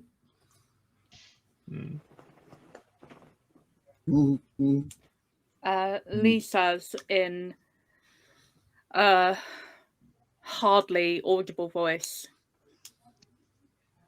"Thank you, Irina." And you can see that they are definitely trying to fight back tears in their eyes. I have to make a roll. I think Andre is just too pissed right now to notice this, but like because is just this child is very concerning for her. Yeah, that's fine. She's a badass. She knows it. She kind of looks at as she's departing, looks back, looks at Lee, and just gives a gentle smile and a wave and peels off. You guys journey back at your own pace in the camper van, arrive at the castle, make your delivery of, I'm assuming, 3 boxes of books.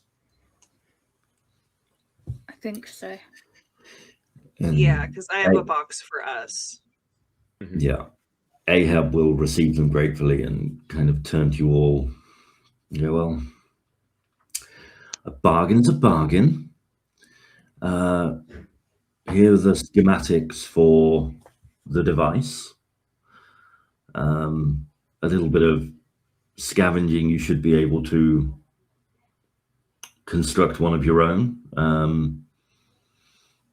if that's what you wish to do, or as I say, we can come to an arrangement where we join you and give you access to ours, but we'll figure out the details a little closer to the time. But you have the schematics. Regardless, it will take some time to complete, I'm sure. I always keep up my end of a bargain, but hopefully this will be the start of a cohabitation rather than a quid pro quo arrangement. I appreciate the effort you went to. I see the smoke on the horizon, so you weren't completely untroubled, I'm sure. It's very kind of you. I have a gift. It was another Wednesday. Yeah, it's like that in this world, isn't it? But yes, I have a gift for each of you from my personal collection. And he will hand each of you a book. And he will even tuck a book into Frankie's pack, if Frankie allows him to. 100%. Yeah, absolutely. Looks at him a little sternly, like, "What are you gonna do, bud?" Not trusting here, but looks at the rest of the pack, feels okay, allows it to happen, and it's like, "Still don't trust you, but that's fine." He slides a book in and says to you as he does, I mean, performative more than anything, I guess, as I'm sure you can't read, but maybe somebody will find comfort in this. And he slides into your pack a copy of The 5 People You Meet in Heaven by Mitch Albom. To Rose, he hands a copy of The Old Man and the Sea. He knows very little about you apart from the fact you fish. Lee,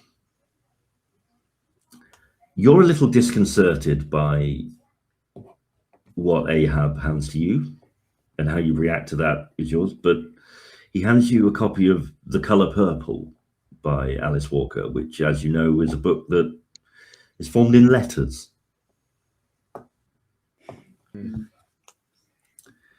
To Henri, Jan Martel's The Life of Pi. He says, what better gift for a man who struggles with his faith? But I use some sort of telepathic. Wait, this is. Whoa, what the fuck? He's instantly so suspicious. He just like, wait, what? We do our homework. I've seen you under that tree. Well, clearly you are a diver. Oh, what else have you Captain Ion, Captain Ahab there? I mean, are you a voyeur as well? I mean, we all have some secrets, don't we? But I'm sure you'll appreciate the story. And he turns to Sasha. This, I think you'll find interesting. And hands them a copy of The God of Small Things by Arundhati Roy. Which, coincidentally, Adi mentioned earlier when we were pre-stream. So, and unbeknownst to me, that was going to happen. I would like to spend my inspiration, and I would like to have Frankie like nudge one of the boxes that has books in it that we brought, and I want a book to fall out of it, and I want the book to fall out of it to be the book that Ahab has most wanted to track down that they don't have. Nice. Okay. You do so. I have to now think what book Ahab was most wanted to. Moby Dick. Okay. No, yeah. Edition. Very nice. Yeah, signed by Melville somehow. Yeah. A It's very a tiny nice library. leather-bound copy of The Brothers Karamazov by Dostoevsky Love that. drops out, and his eyes kind of go very wide. Well, well, well. This would have been worth all of the others. Thank you. Why am I not surprised that you are into Russian tragedy poem? I mean, if you have a Moby Dick, I suppose that is all that you can do. Oh no, I mean, I do like Moby Dick, but no, this is I'm just a fan of tragic tales of siblings. What can I say? I'm a sucker for those. I think Andre would just nod, and like just go like lean down to Lee and go, this may be a good thing that the P and the B are mistaken in my pronunciation.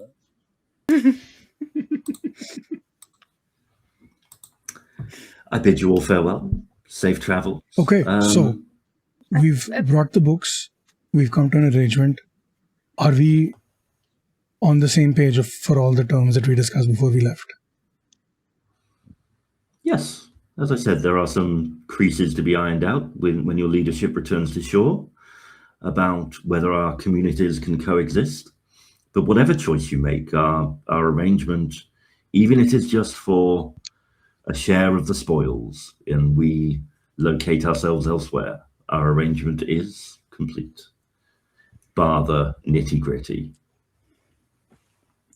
Okay. We can discuss more once the leadership comes to shore, but I'd say, well, I don't really know if we're doing days of the week anymore, but once a week, you can come pick up the water and fish, and we can send our scientists to do research. I think that should work. I mean, hopefully we'll all be one happy family soon, but... Oh yeah, that is the dream. I'm already thinking about plans of expansion of how we can convert the entire fucking town into a bigger part of the boat yard thing. That would be cool. But we need people for that, of course. And well, people I have. we have food, so win-win. Exactly. He will offer his hand to you. See you in a week. See you in a week, and I will shake his hand.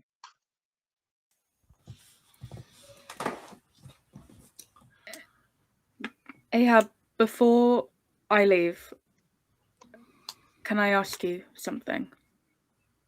Of course. I am, excuse the pun, an open book. Have you, in the past year or so, have you met anyone called Julia? I thought you might ask. No, sadly not. What do you mean you thought? That's why I thought the book may have been slightly on the nose. I found one of your letters. I left it where it was, of course, but I was curious. How did you? The letters never said my location. They just said. How did you know? Like I said, we've been watching the town. Yeah, perverse. Thank you for the We've been book. watching, yeah. Not everybody sits up and writes letters in the open air at night. It's quite a nice thing to do. Yeah, be careful where you leave them. Anyone could find them.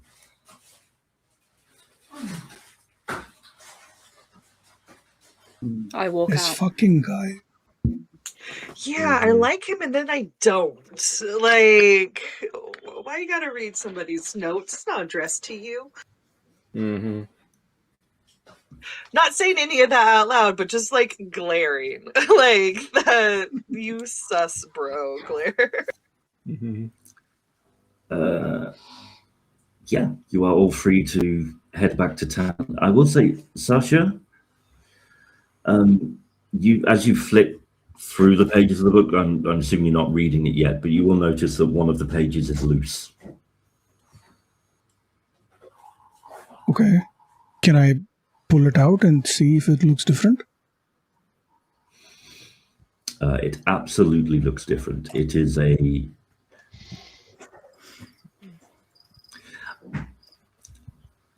It is... I mean, I'll just send you what it is, shall I? Sure, yeah. And you can decide. Let me just upload a file. Where did I save this? Did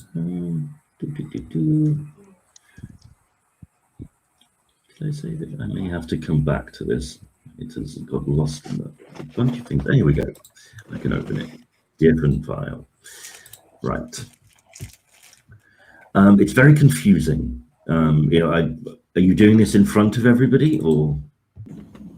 I think I'm going to flip through the book while walking back, and then once we get in the car, I'll do it away from everyone. Okay.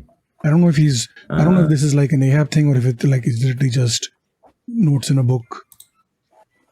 Because why is he sending me notes, right? That's weird. That is what it looks like. You can share that with people if you wish. I think when we do get back to the bus and when we're on the way back, I think Henri would kind of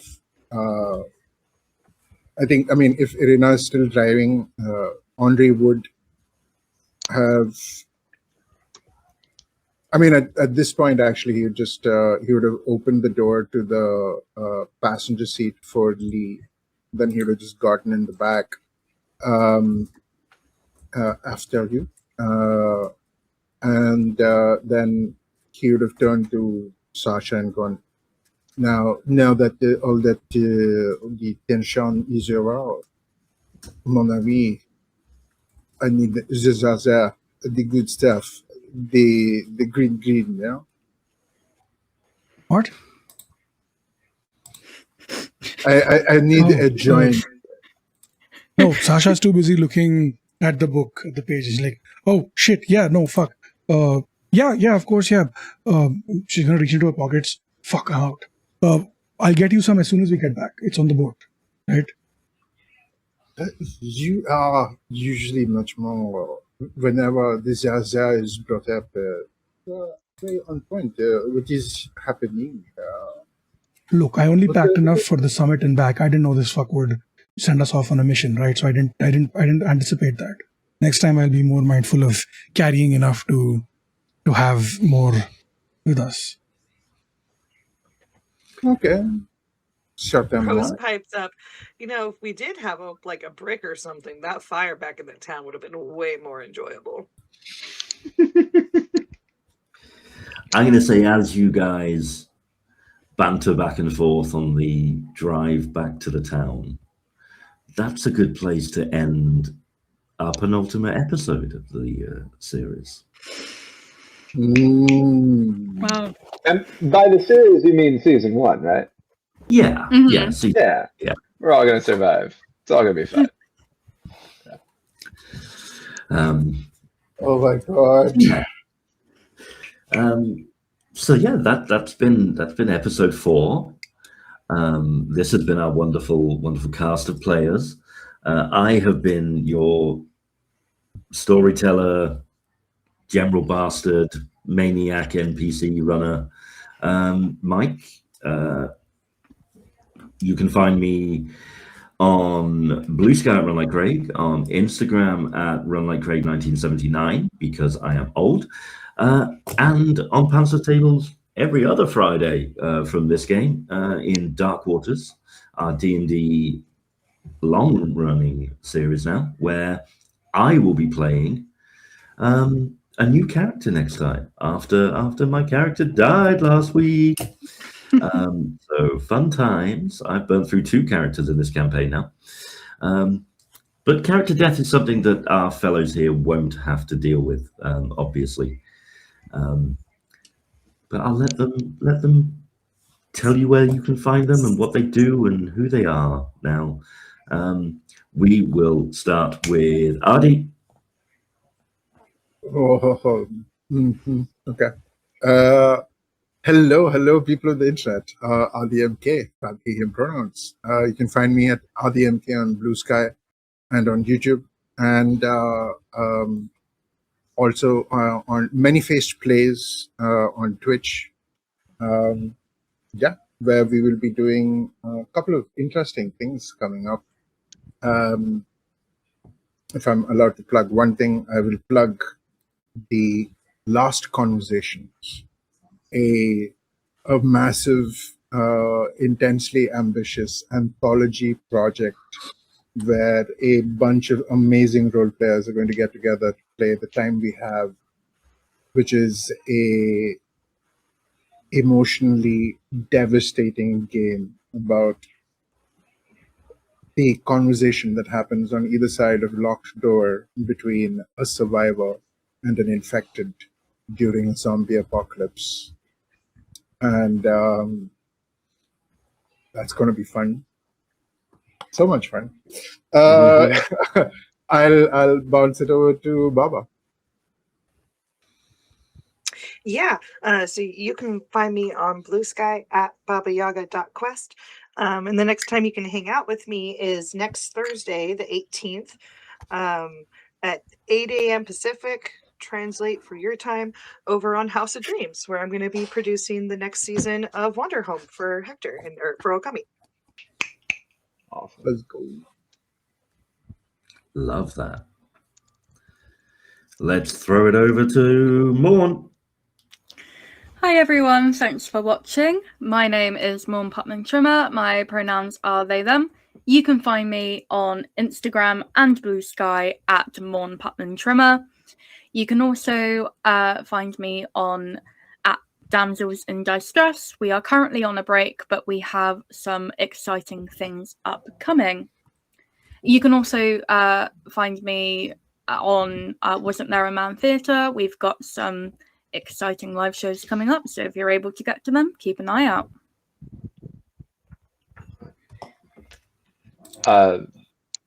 Should be me next, so it goes to Steve after. Okay, cool. Great. Hi, everybody. Danny Mendoza, he, him.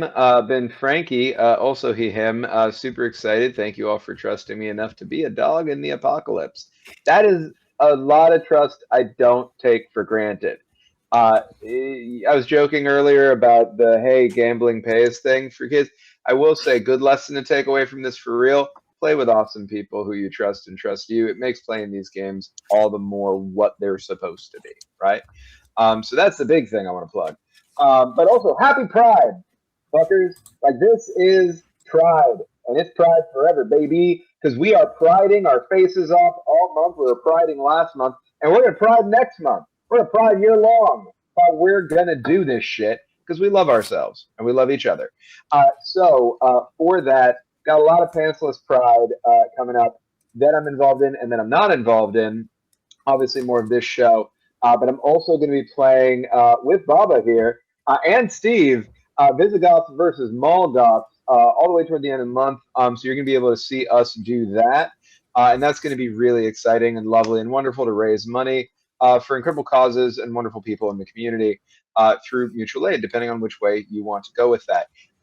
I'm also raising money for immigrant defense with a specific focus on the queer community, trans folks, and the sort of nexus between that and immigrant groups, especially immigrant groups who are undocumented, over at Pocket Dragon Pub. So on the 15th and the 18th of this month, June, at 8 p.m. Eastern U.S. time, I'm going to be running 2 more games to raise money there for Pride, with that being the beneficiary. The first is Viva La Queer Bar, and the second is Moonpunk. So themes, right? You can see emerging across the things I'm doing. So if you want to check that out, check that out. More importantly, if you want to donate, donate. Going to be running something over at Nerds with Dice. There's going to be all the way late in July, but I'm going to be doing Armor Austere, Advent. If you haven't checked it out, it's a very cool mecha game. And we're raising money for the Trans-Latin Coalition over there. So highly recommend you check out that game at least, and all the other great programming they're doing sooner to now, raising money for that same cause and amplifying that wherever you can. Over at Manyface Plays, going to be running a follow-up to Kill or Cure Quick Start that we did to raise money for Trans Lifeline back in April. Going to be doing part 2 of that on June 25th. And we are going to be once again raising money for Trans Lifeline. And then in July, we're going to be doing Eat the Reich, and we're going to be doing Uncaging Nicholas, which is what it sounds like. Everybody's Nick Cage, baby, for a good cause. So various Nick Cages, written by Jess the Human. Check out Jess's games. We're doing this stuff in conjunction with Chair TTRPGs and Jess the Human. Thank you, Jess the Human. And capping that off for that moment, playing Jess's actual game, Uncaging Nicholas. We are also raising money at Streaming Rainbow, where I'm a member of the staff. I'm running not 1, but 2 versions of my 5-system format, which means we play 5 different game systems in 5 weeks with the same group of people. They're themed in different ways. The first is Pride is a Riot, because Pride was a riot. And in the time that we live, Pride is still a fucking riot, baby.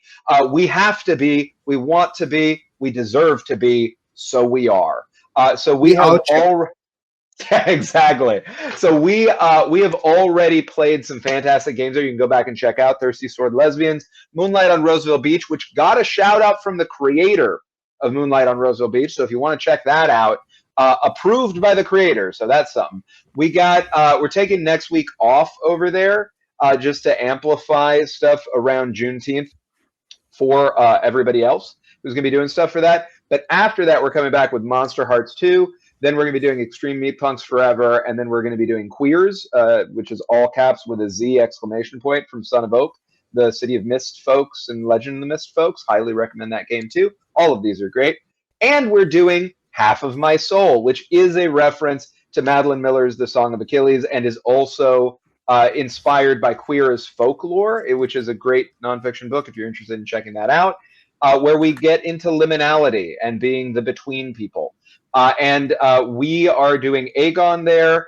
We're doing Potpourri. We're doing Under Hollow Hills, Perils and Princesses, and Himbos of Myth and Metal. So check all that out. It's going to be spilling out over into July, and we're raising money for trans folks to be able to get legal defense here in the United States, because that's a necessary thing. So we're going to be working with a great group. We are working already with a great group for that, for both of those, plus all of the live programming that I'm not involved in at the channel for this month because I'm busy with this other stuff. But other amazing people are doing that live programming, and you should check that out too. I'm in a million other things I haven't mentioned that you could just follow me on Blue Sky, Danny R. Mendoza. It's Danny letter R Mendoza, and find out more about. And with that, I'm going to shut up. Steve. Hello, hi. I'm Steve, also known as Sassy Vance. I run Pantsless Tables and other related things. You can find me here, there, everywhere under Pantsless Tables or Sassy Pants, depending on where you look. Check me out on Twitch, where I've been playing Deadlock a lot and trying to get back into Timberborn, but low-key obsessed. 50 hours of gameplay in 2 weeks is no joke, and I don't know how I feel about it. Yeah, but whatever. Anyway, Pantsless Tables is doing a bunch of cool things for Pride. We've got 2 more games tomorrow. We've got another solid couple of weekends of games booked for the next 2 weeks at least. And also a bunch of things that we're doing in July as well. I have talked about this in places, but I think officially announce it now. We recently were awarded a micro grant by Evil Hat, where we're going to be running a Blades in the Dark game called Hands in the Dark, which is a really cool subversion of the genre, I guess. Instead of playing criminals, we're playing community organizers trying to rebuild our messed up city. We're currently in the process of updating playbooks and changing things from, instead of getting a drug den, you get a farmer's market, stuff like that. We also have merch, which is really fucking cool. We finally have international merch and shipping now, which is great. There's shirts, hoodies, dice. We have 4 sets of dice left of our original set, which once they run out will never be available again, because we're switching suppliers and switching the way we make dice to a different person, which means that it's going to be new things. So get those before they run out. And if you know someone from the support team, hint, hint, nudge, nudge, there are 2 people here, Mike and Adi. You can reach out to them to get a promo code that you can use on merch, where you get 10% discount on the merch, and they get a percentage of profits on the purchase. So this is on everything. What else? The biggest thing, I guess, for me personally, for Pride is if we hit $1,500 raised for the Tower project or for our mutual aid total combined, we will end the final game of Pride with a face reveal. It has been recorded. It is under process of being edited, and it is happening. It is a way for me to give back. I don't know what that means, but to say goodbye to hiding behind not having a face for 5 years. It's going to be 5 years since I started streaming in July 6th to be exact, something there. That was not on purpose. And I would really like to be able to do that and just put it to bed finally. I will still continue most likely doing PNG streams because my PC cannot handle producing and having a camera on. I've tried that, but at least the face reveal will be out. My face is already out there because Pantsless Tables is a legitimate business, which means I had to put my legal name and face out there. So it just made more sense to just do it and get it over with. So yeah, get us to $1,500 and the face reveal will happen. That is the big one for this event. And yeah, that's all I got. That's so cool. I really hope we hit that goal because people need to see your beautiful mug, Steve. It's just a fact. I haven't even seen it. I'm just being presumptive, assuming you're just a beautiful man outside as well as in. So, hey. I'm going to end with just a quick little message, just kind of speaking from the heart here at the moment. I know across the pond here, many parts of the world, like the world is fucking burning. Minorities are being scapegoated for so much right now. It's pissing me off. I'm not standing for it anymore. I'm not tolerating it on my socials. I'm not tolerating it in my life. And I'm actively cutting people out of my life who show any support for that kind of shit. Please do the same. Support your friends who need the support. Support the people who don't have the voice to stand up for themselves. Otherwise, fuck off. And that's all I gotta say now. Yeah, I'll eat you if you support evil people. Yeah. And not in the fun way. Not in the fun way. Yeah, in the no, least fun no. way possible. Yeah, in the least fun way possible. Yeah. We're gonna send shitters to your house. That's what's gonna happen. I mean, you're gonna be swatted by shitters, which isn't a real threat because shitters aren't real. Twitch. So chill out. We know if you're here watching this, you're one of the cool people. Just be vocal. Like the time has come to be more outspoken. That we need it now more than ever. So yeah. Sorry for hijacking a political message on your stream, Steve, but I've just had it up to here with the way the world's going. No, y'all, my 8-year-old stands up to fully grown adults and tells them that Trump is an asshole, because that's our media, and our Sheriff Bianco is an asshole. Her scout leader is married to one of our sheriffs for the county who directly works for him, and she will go up to their faces. If she can do it, y'all can do it. She's terrified of everything. So yeah, that's the world. Tune in 2 weeks to see us burn it all down. Sorry, you've already done that. To see everything go fine. Bye, y'all. Thanks. Bye. Bye. Bye.